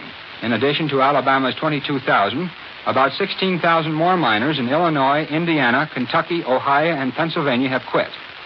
What will happen is causing no little loss of sleep here. Union officials have given the miners another order to return to work, but they point out that the strikes are wildcat in nature. In the railroad case also, it's considered here that the only thing that will head off the threatened strike is personal intervention by the president. Tomorrow, debate opens in the Senate on the Foreign Relations Committee's post-war resolution. Administration forces are lining up the votes in order to secure an overwhelming majority. And today, Senator Taft got in a little before the battle opens punch by advocating that the framework of the League of Nations be used as the basis for post-war planning. His idea is to use the existing machinery of the League in order to simplify the task. This is Robert Lewis in Washington. Now back to CBS in New York. Once again, here is Warren Sweeney with a word from Admiral Radio. If you have wondered why you can no longer buy an Admiral radio from your dealer, here's something that might be of interest to you. Every flying fortress that takes off for a raid on Jap or Nazi-held territory carries as part of its regular equipment not one or two, but no less than 7 complete radios, each for a separate, specialized purpose. These 7 instruments are valued at approximately $50,000, equal to the cost of over 2,000 medium-priced home radios. Every time you hear, for example, a 500th wave, direct from leading news centers of the world. This is Warren Sweeney, speaking coast to coast for Admiral Radio. This is the Columbia Broadcasting System. The WBB Ameritheater, Wrigley Building, Chicago. First, let me say that it would be difficult to exaggerate the influence of our successful war loan drives on the men and women under my command. This is a hard war, a bitter, bloody war. Those who are where the guns are firing and the bombs dropping, a tough, vicious, treacherous enemy. Make no mistake, it will be a long, long way to final victory, and the road will continue to be rough. Our men know it. They are ready for it. But they want to be always sure, above all else, that the home front stands firmly behind them. They want to know that the folks at home keenly realize that we are all in this together, fighting for our right to lead a free existence. This war will continue to take everything that each of our soldiers has. And we know, every general knows, that the most important part of any soldier's equipment is his fighting spirit. In the final analysis, this spirit is equally as important as guns and ammunition, because no general can win a battle, even with the best of equipment, if his men are not determined and confident.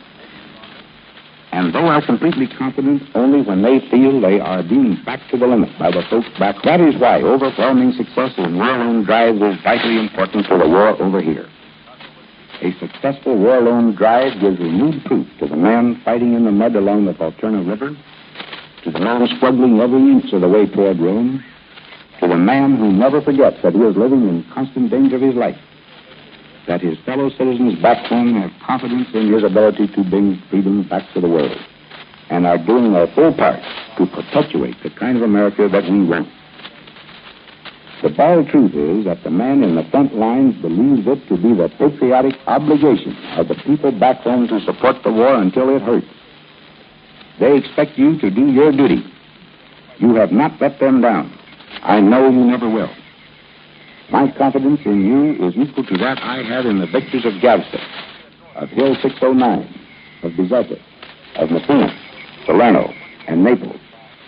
I believe in you as I do in my airmen that bomb the enemy by day and by night, and as I believe in our gallant seamen that carry our troops, protect our convoys, and assist the army in assaulting the enemy's strongholds. Yet I think my men would like to have me be brutally honest with you and tell you that sometimes in the past they have worried about how deeply you feel the war. They know it is your war as much as it is theirs, and they know how important it is to have you all out, producing war materials to the limit and buying bonds to the limit. It reassures them sacrifices necessary to turn over to your government these billions upon billions of dollars. To keep faith with the fighting man, you will keep it up. Keep it up until those who are fighting at the front, and all of you working and striving at home, shall, as one indestructible team, have won the final battle, and tyranny and oppression have been blasted from the earth. From London, the National Broadcasting Company presents War Telescope, a review of the war week and a forecast of possible developments to come. War Telescope features Elmer Peterson of NBC's London staff, a veteran reporter of the European scene. For his regular Saturday report, we take you now to London. This is Elmer Peterson in London. Last May, I flew to Sweden and back to Britain in a Swedish civilian passenger plane. The captain and crew of that plane, who took me safely to Stockholm and back, are now dead, apparently shot down by German planes. That happened 2 months ago. Today, we have the news that another Swedish airliner has been shot down on its way from Britain to Sweden. Shot down over Swedish territorial waters with 13 lives lost, including an American clergyman. There can be no doubt but what that German fighter planes are responsible, and good reason to believe the attack was deliberate. And so in Sweden, according to reports here in London, there is a cold, hard anger which may lead to important consequences. It's not going to bring Sweden into the war. The desire and determination to remain neutral is still dominant in Sweden. But it is going to put Swedish-German relations on an increasingly delicate basis, where anything is possible. But the Swedes may now take steps which will infuriate the Germans in turn. They undoubtedly will stop German courier planes to Sweden. Moreover, the Swedes have powerful economic weapons to turn against the Germans if they choose to do so. They can stop the shipments of iron ore and wood products to Germany, which would be a serious blow indeed. This, in turn, would be a serious thing for Sweden, which depends on Germany entirely for coal to keep Swedish industries going. But Swedish public opinion, as I know it, is becoming a powerful instrument for the Allied cause. And this isn't the first time that Swedish lives have been lost under the guns of the Germans. Moreover, the Swedish people have been both shocked and angered of late by developments in Denmark, the German measures against Danish Jews especially. Also, the Swedish people no longer feel helpless because of lack of an army and armaments of their own. So, although the Swedish government is still determined to keep Sweden out of the war, Swedish public opinion has to be considered every step of the way now. In any event, this shooting down of another Swedish plane is one of those things which may, in its own way, have powerful repercussions indeed on wartime Europe. It's difficult to believe that the Germans want to invite war with Sweden, not with Sweden armed and ready for any eventualities. From recent and personal observation, I would say that the Swedes would put up a fight that, for modern skill and efficiency, for resolute fighting qualities of the soldiers, would compare with anything we've seen in this war. Swedish strategy would be, of course, to attack in Norway, to hammer a path across Norway to a Norwegian port, so that Allied supplies could come in as soon as possible. That would open the door to an Allied invasion of Norway. It would expose Germany itself to new and efficient air attack. It would give the Allies a new and powerful foothold on the continent, as far as air power against Germany is concerned, provided sufficient help could be brought to Sweden. But make no mistake about it, the Swedes, with a proud history as fighting people and with a growing anger in them, are prepared to fight if they must, and fight on the basis of some of the most intelligent preparation for war in modern history. They are the only people of a small country who are making their own tanks, guns, airplanes, warships, and submarines. Their preparations against air attack in the form of shelters and anti-aircraft guns are a model for any country. Why then do the Germans take the risk of getting into a war with Sweden at a time like this, when they're reeling under blows from other directions? One answer, as one views the matter here in London now, may be that the Germans are reaching a state of desperation, where they no longer care, where they will try to hit out at anyone and everyone with whom they are angry, and they are angry at the Swedes. Angry because the Swedes stopped the German transit traffic to Norway. Angry because of the way the Swedish press and public opinion is openly against them now. Still another reason may be that the Germans fear coming developments in North Europe, that they know they can't hold on in Norway without land transport across southern Sweden into Norway, that they may invite war with Sweden in order to get that land transport. The German theory would be that the Swedes could not defend southern Sweden. It may be, too, that the Germans feel that the time has come when they must take the offensive in some direction, for reasons of prestige. Also, that by attacking in North Europe again, they might avert Allied strength from other, already considered campaigns. At any rate, London is convinced tonight that we are now approaching the great test of whether the remaining neutral countries in Europe can remain neutral. Whether, in fact, they will want to remain neutral under circumstances yet to arise. Portugal is ready for any emergency. Turkey, bound by alliance to Britain, may yet see an active role in this war, at least defensively. And all neutrals are under the shadow of Germany's determination to prolong the war, cost what it may, in hopes of finding disagreement among the Allies, in hopes of getting a favorable peace. It's something that's being watched very closely here in Britain now. And one thing is certain. If any of Europe's remaining neutrals are forced into a last-minute participation in this war, they will receive the cooperation of the Allies in forms not possible even a year ago. Among other things, the British and American navies are now in a position to give effective assistance, not only with ships, but with carrier-borne planes. Through a high degree of cooperation between themselves, our navies are now in a position to strike effectively in any new fields of activity, and it's something worth considering.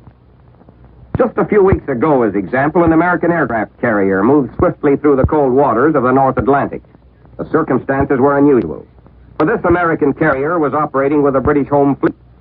For the first time, we learned that American war vessels had been on offensive operations in this particular theater of war, sailing alongside British ships. While out in the Pacific, it's been revealed here in London, the British aircraft carrier Victoria spent months as part of an American task force, serving under an American admiral, and the cooperation was carried a step further there. As a matter of tactical necessity, a British fleet air squadron operated for a time from an American carrier, while American pilots had a chance to fly off the deck of the Victorious. Meanwhile, the latest types of American Navy planes, Corsairs and Hellcats, are now being used on British carriers. Now, as far as broad strategy is concerned, these examples of British and American naval cooperation have their obvious significance. Real cooperation requires understanding, a pooling of information. It means that the American and British navies must be able to work together, not only in Admiralty and Navy Department conference rooms, but in all those small details of operation which go to make up successful naval action. It means also that the men of the British and American navies must understand each other, get along with each other, be able to talk the same language when it comes to action. It's important also that this cooperation should be developed to a fine point when it comes to aircraft carriers. More and more, it must be recognized, the aircraft carrier is coming into the war picture in all theaters of war, just as it has carried a heavy load of the attack in the Pacific. In fact, the functioning of the aircraft carrier is going to be revealed in amazing forms before this war is over. So far, we can only visualize the final blows at Japan, when a combined Allied fleet will go into action, when a tremendous concentration of carrier-borne planes will deal out their destruction over and above the big guns of that fleet. Then have an impressive function in whatever forms of international policing against war is set up. In that police force, the Navy is going to have a leading role, perhaps the lead role, for Navy guns and carrier-borne aircraft in all parts of the world. This cooperation between British and American aircraft carriers now has its human side. Here in London, I've been talking to the commander of the British Air Squadron, which served for a time aboard an American carrier in the Pacific. His story is a strange one in its way. The story of British Navy pilots and mechanics suddenly transferred from their own ship, from a routine and discipline that was second nature to them, to a ship where a new routine had to be mastered, where a new way of life was encountered. There were little things, this British pilot said, that made a lot of difference in the beginning. Being routed out for general quarters without being handed a cup of tea when awake. Learning to drink coffee and eat gallons of ice cream. On the technical side, learning new signals for landing. But once the changeover was made, it proved entirely successful. Out of close association, the British and American pilots and their crews gained mutual respect for each other. And the things which impressed British pilots were such things as the endless efficiency of American mechanics. The calmness and discipline, he said, of the Americans when in action. The way in which the American pilots and crews and mechanics worked at their job at all hours of night and day, using their leisure hours even to study and learn. Now, all this raises the question of what an American carrier pilot thinks of working in close cooperation with a British fleet. And so today we have with us here in NBC's London studio a pilot from the carrier which saw action in the North Sea recently with the British home fleet. We can't give you the name of this pilot, but we can ask him some questions. So what about it, Lieutenant? Are there any serious problems or difficulties in going into action with a fleet other than your own? There are some difficulties, of course, but from my point of view, they're not serious ones. That's been proven by this time. Well, how would you feel, Lieutenant, if ordered, say, to fly your plane off a British carrier? Well, there wouldn't be much trouble about a thing like that. There's a matter of different signals, of course, but signals can be learned. The main thing is to have confidence in the way your landings and takeoffs are handled and directed. And you American pilots have that confidence? Of course. We might be a bit uneasy at first, but that's... Well, what about life aboard a British aircraft carrier as compared with your own? Well, I'd probably prefer my own, but then that's understandable. After all, there's a great feeling of pride in your own ship, especially if you've been on her for a long time. Still, I must say there are some nice things. Well, the British seem to colored easy chairs. World News Today, brought to you by Continental Radio and Television Corporation, makers of Admiral Radio, America's smart set. By shortwave broadcast direct from important overseas stations, as well as leading news centers of our own country, CBS correspondents are waiting to bring you a complete report from the world's political and battlefronts. But first, here's Doug Edwards. A large fleet of Britain-based bombers struck across the Channel into France today to hammer German aerodromes and communications, and Allied planes from Italy have attacked southeastern Austria. The Eighth Army has resumed the offensive in Italy, driving across the Trinio River and capturing 3 towns. But British General Alexander says progress toward Rome will be slow. German troops are in an increasingly bad spot in Russia as the Red Army pushes relentlessly on toward the Crimea. And in the Balkan War, General Tito's guerrillas have captured 2,000 Germans in Yugoslavia. Now, for further details on the Mediterranean War, Admiral Radio takes you to CBS Algiers. John Daly reporting. Trinio River, 13 miles north of Chamonix, a stepping stone in the Allied drive to break the German hold on the lateral highways running westward to Rome. The Eighth Army attack broke a 3-day stalemate along the Italian mainland front. Under the personal command of General Montgomery, British troops cleaned up the principal enemy strong points south of the Trinio River, occupying Lucito and Montenero, drove the Germans off several commanding heights overlooking the battle area, and forced the crossing of the river in one sector. Frontline reports indicate that other British units have reached the south bank of the river at several points. In central Italy, where the left flank of the Eighth Army and the right flank of General Mark Clark's Fifth Army, to which General Eisenhower has just paid a visit, are driving through the difficult mountain spine running down the Italian peninsula. Advances were small but significant. The Eighth Army flank occupied Campo Chiaro on the forward slopes of the mountains commanding the main highway to Isernia and Rome, while the Fifth Army flank captured Baia e Latina, a road junction 4 miles northwest of Dragoni. Progress in the mountains of central Italy is slow, but any advance, no matter how small, that gives us further command of the road networks in that area is very important. There was little activity in the center of the Fifth Army front, and our left flank on the Tyrrhenian coastal plain still rests on the south bank of the canal, 4 miles north of the Volturno River. Bad weather kept our heavy bombers on the ground yesterday for the second day in a row, but medium, light, and fighter bombers continued the accelerated air offensive. The Germans have learned by experience that in Allied military operations, the Northwest African Air Force has taken the place of that calm which traditionally precedes the storm. Yesterday, medium bombers scored direct hits on 3 important bridges in the Rome area, causing new havoc in this bottleneck of enemy communications, which recent photo reconnaissance shows has been badly mauled. The Rome-Leghorn and Rome-Florence rail lines are completely blocked. Medium bombers also attacked the coastal gun positions near Gaeta, over 20 miles north of the battlefront. And closer to the battlefront, the Tactical Air Force, in a large-scale dawn-to-dusk offensive, drew wave after wave of planes into attacks on enemy troops, defense points, and railway and highway bridges. Scores of enemy trucks were set on fire, and several hundred railroad trains blasted. Secretary of the Treasury Morgenthau, who has just finished a tour of the Mediterranean area, held a press conference here at headquarters this morning. He said a good deal about the great work that has been done in this theater. We asked for news of home. He told us there's too much optimism at home and a lack of realization of what our troops are up against. Mr. Morgenthau went to the Volturno front and saw what we are up against, and this is what he had to say. The battle ahead will be hard, tough, and bloody. Now back to CBS in New York. More news in just a moment, but first here's Warren Sweeney with a word from Admiral Radio. Admiral is today turning out many different electronic instruments for our fighting forces. Radios for ships, planes, and tanks, direction finders, altimeters, and many others. I wonder if you've heard this story of a Thunderbolt pilot for whom an altimeter, built perhaps by Admiral, measured the distance between life and death. At full throttle, he roared down toward the earth with his eyes glued to the altimeter on his instrument panel, watching it drop from 25,000 feet to 20,000 to 15 to 12. something had gone wrong. Frantically, he pulled back on the stick, eased off the throttle, even fired his guns, but the plane refused to pull out of the dive. Then, at 10,000 feet, the nose slowly lifted, and at 5,000, the plane finally leveled off. Just another dive, you say. Well, listen to this.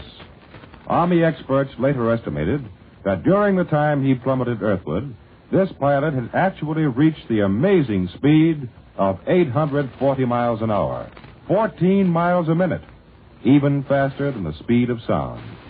Yes, for those few seconds, the most important thing in the world to that pilot was his altimeter, the instrument that measured the distance between himself and death.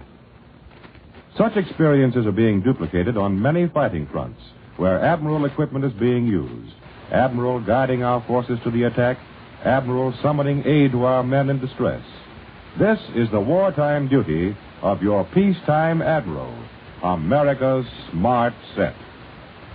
Now, here once again is Doug Edwards.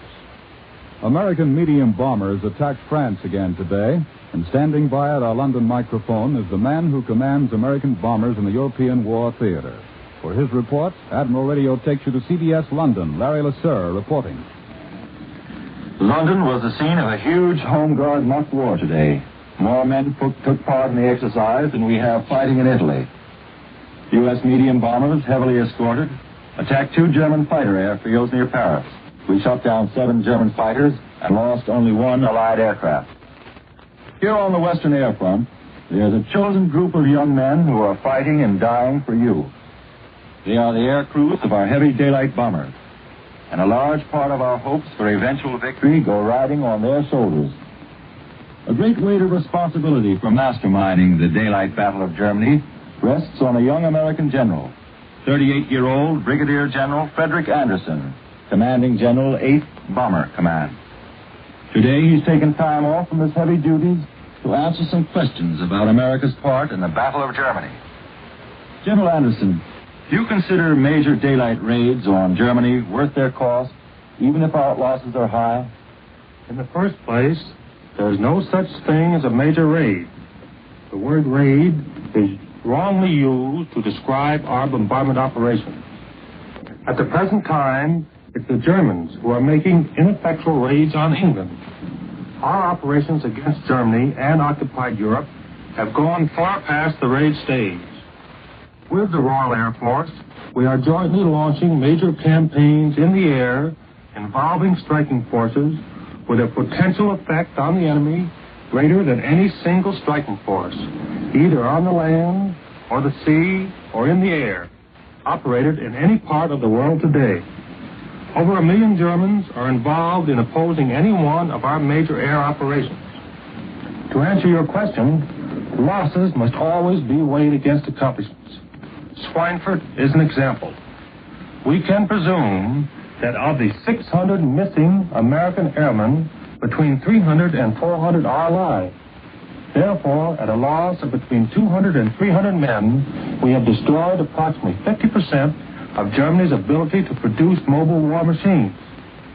I am convinced that the results of this operation, when finally analyzed after the war is over, will be found to be the greatest single blow struck against Germany's war capacity during the entire bloody conflict. Well, General Anderson, has the opposition against our flying fortresses become stronger? Yes, and it will continue to become stronger as pressure on the Hun increases. The more vital the target, the more fiercely he'll fight to defend it. No part of Germany or occupied Europe which is capable of supporting any vital industry is immune from attack from the British Isles. On the basis of available evidence, we must presume that the enemy will continue to reinforce his fighter strength on the Western Front from squadrons stationed in Russia and the Mediterranean, and from his existing reserves. When he exhausts his ability to draw from the Mediterranean and Russian fronts, and exhausts his reserve, then the critical period for the German Air Force will be reached. That time is approaching, and we must not falter, the way the Germans did in the Battle of Britain. I can assure you that we will not fail. Thank you, General Anderson. We return you now to New York and Doug Edwards. Allied planes continue their attacks on enemy islands in the Aegean. For a report on the latest developments in the Middle East, Admiral Radio takes you to CBS Cairo. James Fleming reporting. This week's outspoken injunction by the Middle East Commander-in-Chief General Wilson, asking certain of the great Patriot fighters to cease turning their arms against each other and to concentrate on fighting the Germans, underlines one of the basic problems faced by Allied political strategy in southeastern Europe. This fratricidal strife in Greece, essentially a quarrel between two left-wing Patriot bands, is in no sense a civil war. It's a small-scale scrap with large-scale implications. With liberation in sight, Greek political temperatures are running high, and General Wilson's advice to the effect that now is not the time and arms are not the means by which to resolve internal difficulties is timely. Somewhat the same as Greece would certainly be applicable to the two guerrilla bands in Yugoslavia. Today, both the partisans and the forces of General Mihailovich report clashes by their respective troops in Dalmatia. The partisans say they killed 300 of Mikhailovich's men, and the latter protest that they are forced to fight the partisans even as they fight the Germans. The accusations fly thick and fast from both camps. The solution to these Yugoslav differences is presumably one of the urgent items on the agenda of the Moscow conference. It is hoped here that out of that meeting will come a formula that will reconcile these Balkan irreconcilables. Meanwhile, the Nazis seek to make political capital of this Balkan discord. One of their projects, reported by a neutral source, is a so-called Greater Serbia, which will involve the return by Hungary and Bulgaria of certain Yugoslav territories for the creation of this new nationalist state. A Bush League Machiavellian named Fila, who is the chief operator in the Bulgarian Regency, has visited Hitler apparently to discuss Bulgaria's part in this performance. Of course, such a German move has no meaning whatsoever, except to a minority of Slavic collaborationists. The chief use of the new Greater Serbia would be as a propaganda diversion for the outside world. In the wake of the Moscow conferences, at a time when the Allies are reaching common understandings concerning the Balkans, we can expect any number of Nazi overtures in southeastern Europe, all of them designed to confuse the issue. This is James Fleming in Cairo. I return you now to New York and Doug Edwards. In Russia, the Red Army continues to move ahead. Dispatches from Moscow this morning say Soviet troops, in a new effort to widen their salient on the Dnieper River bend, launched great attacks to seize the vital Zamninka rail junction, which is 40 miles southwest of Kremenchuk. The Germans now admit their withdrawal from Melitopol, and they concede that the Red Army... On the night of the 10th of May, 1941, with one of the last bombs of the last serious raid, our House of Commons was destroyed by the violence of the enemy. And we have now to consider whether we should build it up again, and how, and when. We shape our buildings, and afterwards our buildings shape us. Having dwelt and served for more than 40 years in the late chamber, and having derived very great pleasure and advantage therefrom, I naturally should like to see it restored in all essentials to its old form, convenience, and dignity. I believe that will be the opinion of the great majority of its members. It is certainly the opinion of His Majesty's government. And we propose to support this resolution that a select committee be appointed to consider and report upon the plans for rebuilding the new house to the best of our ability. There are two main characteristics of the House of Commons which will command the approval and support of reflective and experienced members. They will, I have no doubt, sound odd to foreign ears. The first is that its shape should be oblong and not semicircular. Here is a very potent factor in our political life. The semicircular assembly, which appeals to political theorists, enables every individual or every group to move round the center, adopting various shades of pink according as the weather changes. I am a convinced supporter of the party system in preference to the group system. I have seen many earnest and ardent parliaments destroyed by the group system. The party system is much favored by the oblong form of chamber. It is easy for an individual to move through those insensible gradations from left to right, that the act of crossing the floor is one which requires serious consideration. I am well informed on this matter, for I have accomplished that difficult process not only once, but twice. Logic is a poor guide compared with custom. Logic, which has created in so many countries semicircular assemblies with buildings that give to every member not only a seat to sit in, but often a desk to write at, with a lid to bang, has proved fatal to the parliamentary government as we know it here, in its home, and in the land of its birth. The second characteristic of a chamber formed on the lines of the House of Commons is that it should not be big enough to contain all its members at once without overcrowding, and that there should be no question of every member having a separate seat reserved for him. The reason for this has long been a puzzle to uninstructed outsiders, and has frequently excited the curiosity and even the criticism of new members. Yet it is not so difficult to understand if you look at it from a practical point of view. If the House is big enough to contain all its members, 9/10 of its debates will be conducted in the depressing atmosphere of an almost empty or half-empty chamber. The essence of good House of Commons speaking is the conversational style, the facility for quick, informal interruptions and interchanges. Harangues from a rostrum would be a bad substitute for the conversational style in which so much of our business is done. But the conversational style requires a fairly small space, and there should be, on great occasions, a sense of crowd and urgency. There should be a sense of the importance of much that is said, a sense that great matters are being decided there and then by the House. We attach immense importance to the survival of parliamentary democracy. In this country, this is one of our war aims. We wish to see our Parliament a strong, easy, flexible instrument of free debate. For this purpose, a small chamber and a sense of intimacy are indispensable. It is notable that the Parliaments of the British Commonwealth have to a very large extent reproduced our parliamentary institutions in their form as well as in their spirit, even to the chair in which the speakers of the different assemblies sit. We do not seek to impose our ideas on others. We make no invidious criticism to other nations. All the same, we hold nonetheless tenaciously to them ourselves.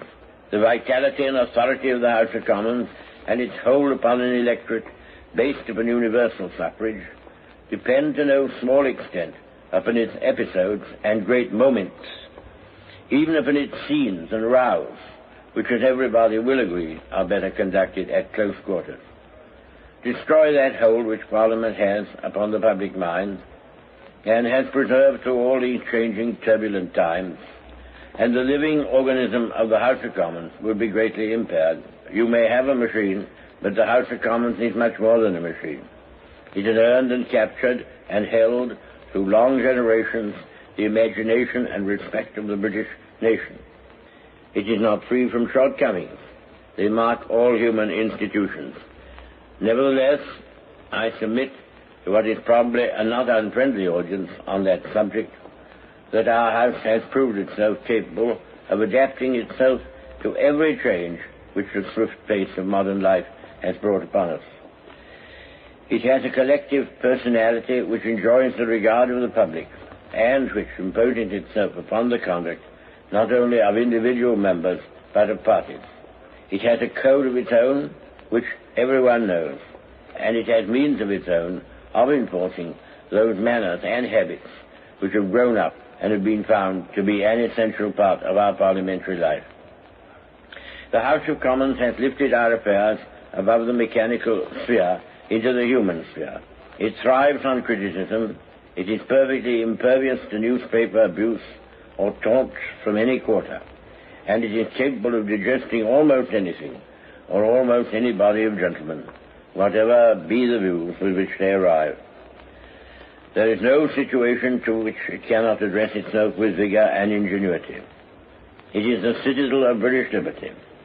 It is the foundation of our laws.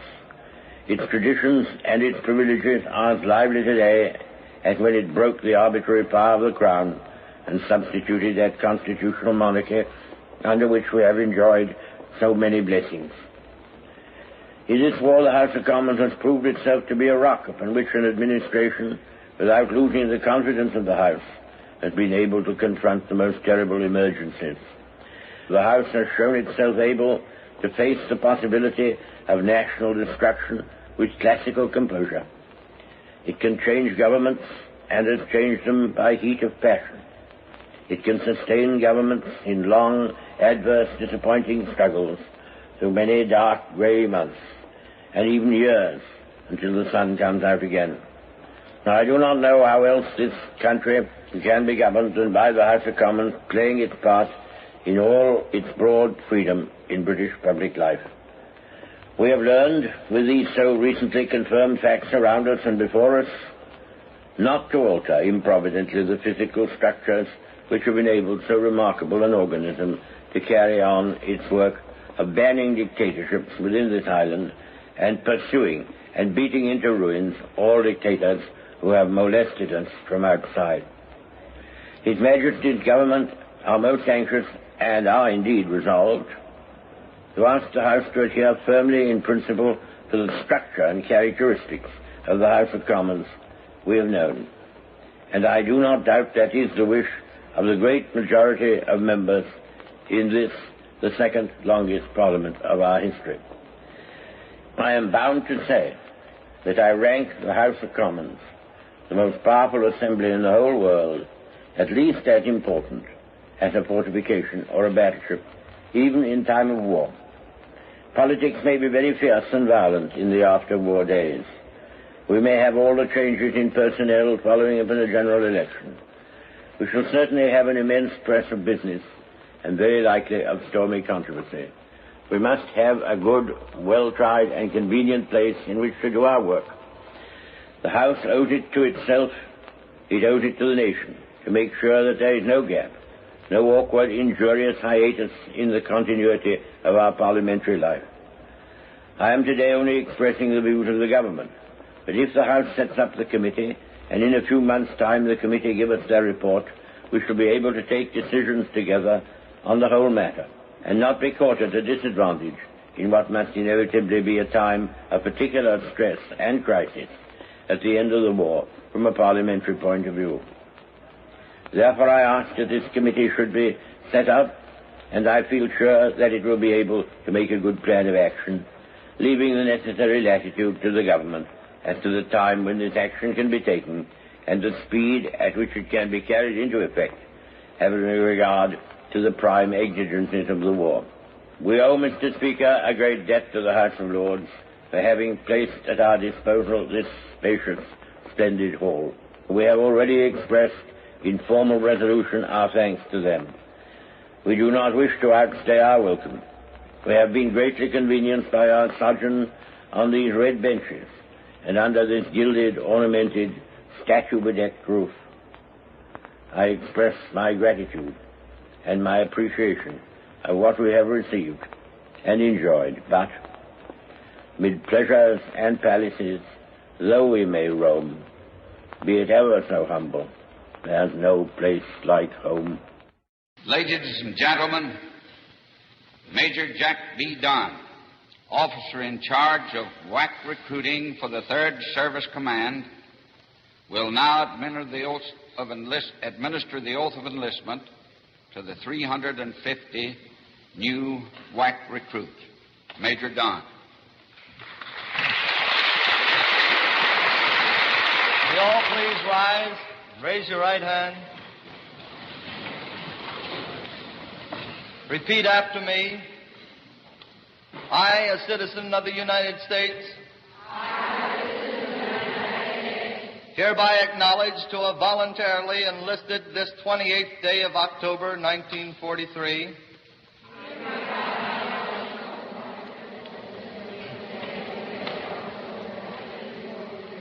in the Women's Army Corps, Army of the United States of America, for the period of the duration of the war plus 6 months, under the conditions prescribed by law, unless sooner discharged by proper authority. And I also agree to accept from the United States such bounty, pay, rations, and clothing as are or may be established by law. And I do solemnly swear that I will bear true faith and allegiance to the United States of America. That I will serve them honestly and faithfully against all their enemies whomsoever.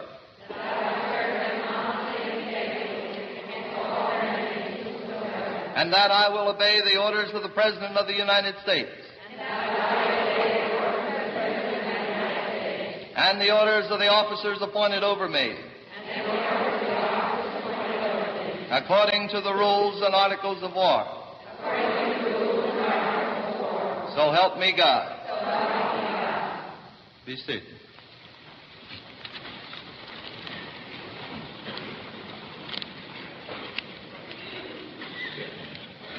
The 350 young women gathered in the caucus room of the House Office Building are now officially members of the Army. From London, the National Broadcasting Company presents War Telescope, a review of the war week and a forecast of possible developments to come. War Telescope features Elmer Peterson of NBC's London staff, a veteran reporter of the European scene. For his regular Saturday report, we take you now to London.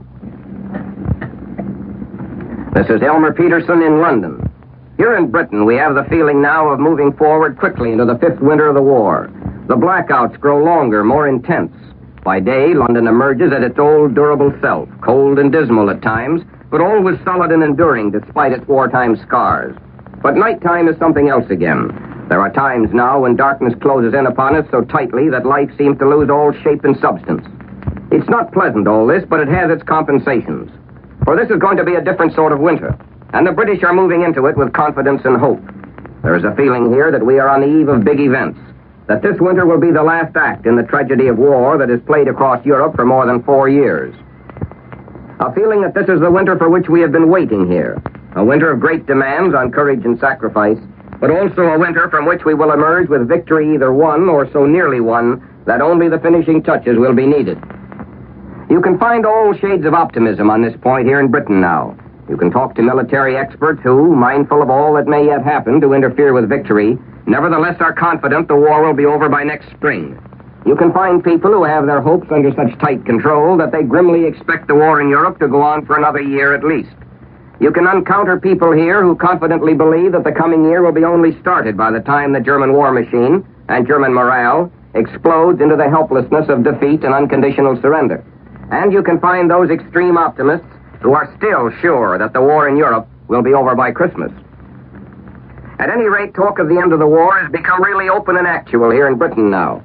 And it's not all on the hopeful side. You can find as much good, healthy skepticism as you can find optimism. Having had his bitter lessons in the possible upsets of modern war, the average Briton is reluctant to be too sure of anything. And as a London policeman said to me last night, it isn't just a matter of the war ending, but how it ends. For, tired as he is of the war, and anxious as he is to get the war over with, the average Briton still has his concern about making the war mean something. The political twists and turns in Italy still leave a question mark in the minds of many people here. And yet the question, will the war end soon, is being considered. It's something that runs like a bright thread now through all the daily cloth of conversation. You can hear it in homes, offices, factories, and pubs. Each new development is being weighed against this question. President Roosevelt's announcement that agreement has been reached in Moscow, that the conference at Moscow has been a tremendous success, is an example of this. Some people here find it hard to believe, for the reason that they've heard so much about the difficult problems involved in agreement with Russia. But it's pointed out that success is a fairly relative thing, that much depends on how much you expected to come out of the conference, that much depends on how you share in the results to be announced. However, by and large, Mr. Roosevelt's optimistic view is being accepted here at face value. For the average Britisher, the mere fact of general agreement with Russia is tremendously important. It's something he has been waiting for, hoping for, something that brings into focus his great admiration for the achievements of the Russian armies. And so the British people, starting the fifth winter of the war, have now reached an important stage in their war effort as a group and as individuals. This island has become a thing of high voltage, an island being packed full of potential hitting power. What you sense here now is the manner in which years of preparation are bearing fruit, how events are building up to the final effort.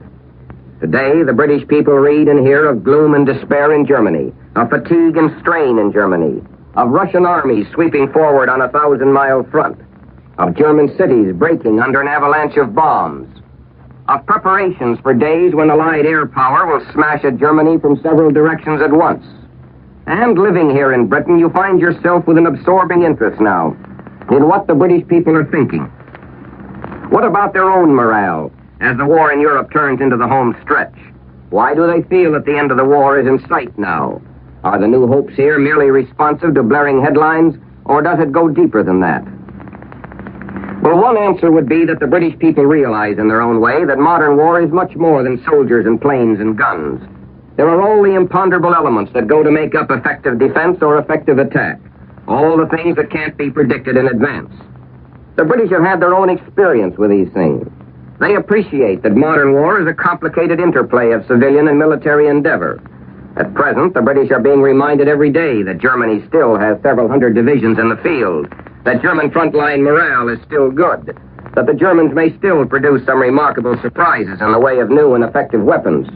But having been part of a home front that did hold fast, the average Britisher has had a deep interest for a long time now in the German home front. He's been waiting for some positive evidence that the German home front is cracking, and he feels that he's now getting the sort of evidence he can accept.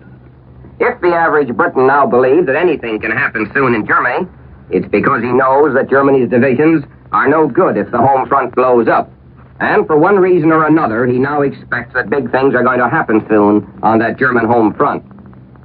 But one thing is emphasized here in conversation everywhere, that the only real way of demoralizing the German home front is through military defeat, through military pressure. That Germany is going to break up inside in direct proportion to the extent of the military pressure put against her. At the moment, with the Red Armies rolling forward, with the results of Allied air attack ever more apparent, Germany is under that pressure. How soon Germany can be defeated depends, therefore, on how far that pressure can be increased and whether it can be sustained. It's a matter of gaining a certain momentum in victory and holding it. The disappointment here over the slow progress in Italy comes from a feeling that if things had moved faster in Italy, we might have had an entirely different situation in the Balkans now. Fortunately, as one views the matter from here, this military pressure against Germany will be increased, is being increased, and will be sustained, for the simple reason that the possible rewards now are too immense to let the opportunity slip by, to give Germany a chance to recover. The Russian strategy in this respect is fairly obvious. Anglo-American strategy is not too obvious at the moment, and for good reason. The Russians have less facilities, after all, for exploiting the psychological advantages of great secrecy. The British and Americans are using the element of secrecy, just as it was used in the invasion of North Africa a year ago. And what the British people appreciate behind their complaints is that a line has to be drawn between the dangers of starting something that may fail and starting something sure to succeed. And there can no longer be any question but what this has been discussed and agreed upon at the Moscow conference. And so one answer here in Britain to the question of when the war in Europe is going to end is this. It's going to end in a matter of weeks after the final Allied strategy, as agreed upon at Moscow, is put into operation. The ingredients of this final strategy will include a complete new tactical air force operating from Britain. It will include a two-way bombing of Germany. New airfields are being constructed here in Britain so rapidly now that there's an acute housing problem for the personnel involved. New equipment is moved in so fast that there's a problem of where to put it. You can't go anywhere in Britain these days without being aware of these things. And it all goes to strengthen the belief here that the war in Europe is going to end suddenly. That it's going to end suddenly because Allied strategy is not merely concerned with eliminating each and every German division, but concerned also with creating a situation where those German divisions will be powerless to fight on. There's the matter of German transport, as example, and the coming air campaign to further dislocate Germany's supply lines, not least in the Balkans, where rail transport facilities are meager and uncertain. German war production will be hit still harder, but the developing strategy of Allied air power also is going to be to prevent German war supplies from reaching the front. In 1914, it's pointed out here, the Germans used 11,000 trains to concentrate on all fronts over 3 million men and nearly 900,000 horses. Today, we have to count on motorized transport as well as railways, but the principle is the same. The final revelation of Allied superiority in the air is going to be the complete messing up of the making and transport of German supplies, both civilian and military. How long can the German people keep taking it? You can hear that question asked everywhere in Britain these days. You can hear people talking about it in the pubs. You can hear American soldiers arguing about it. You can read long articles in British newspapers about it. And it's well confirmed here that the German people are now sunk into an almost unbelievable apathy, especially in the bombed areas. That millions of Germans have reached the stage of not caring much about anything. Moreover, the German people are starved for pleasure, for some escape from the realities of war.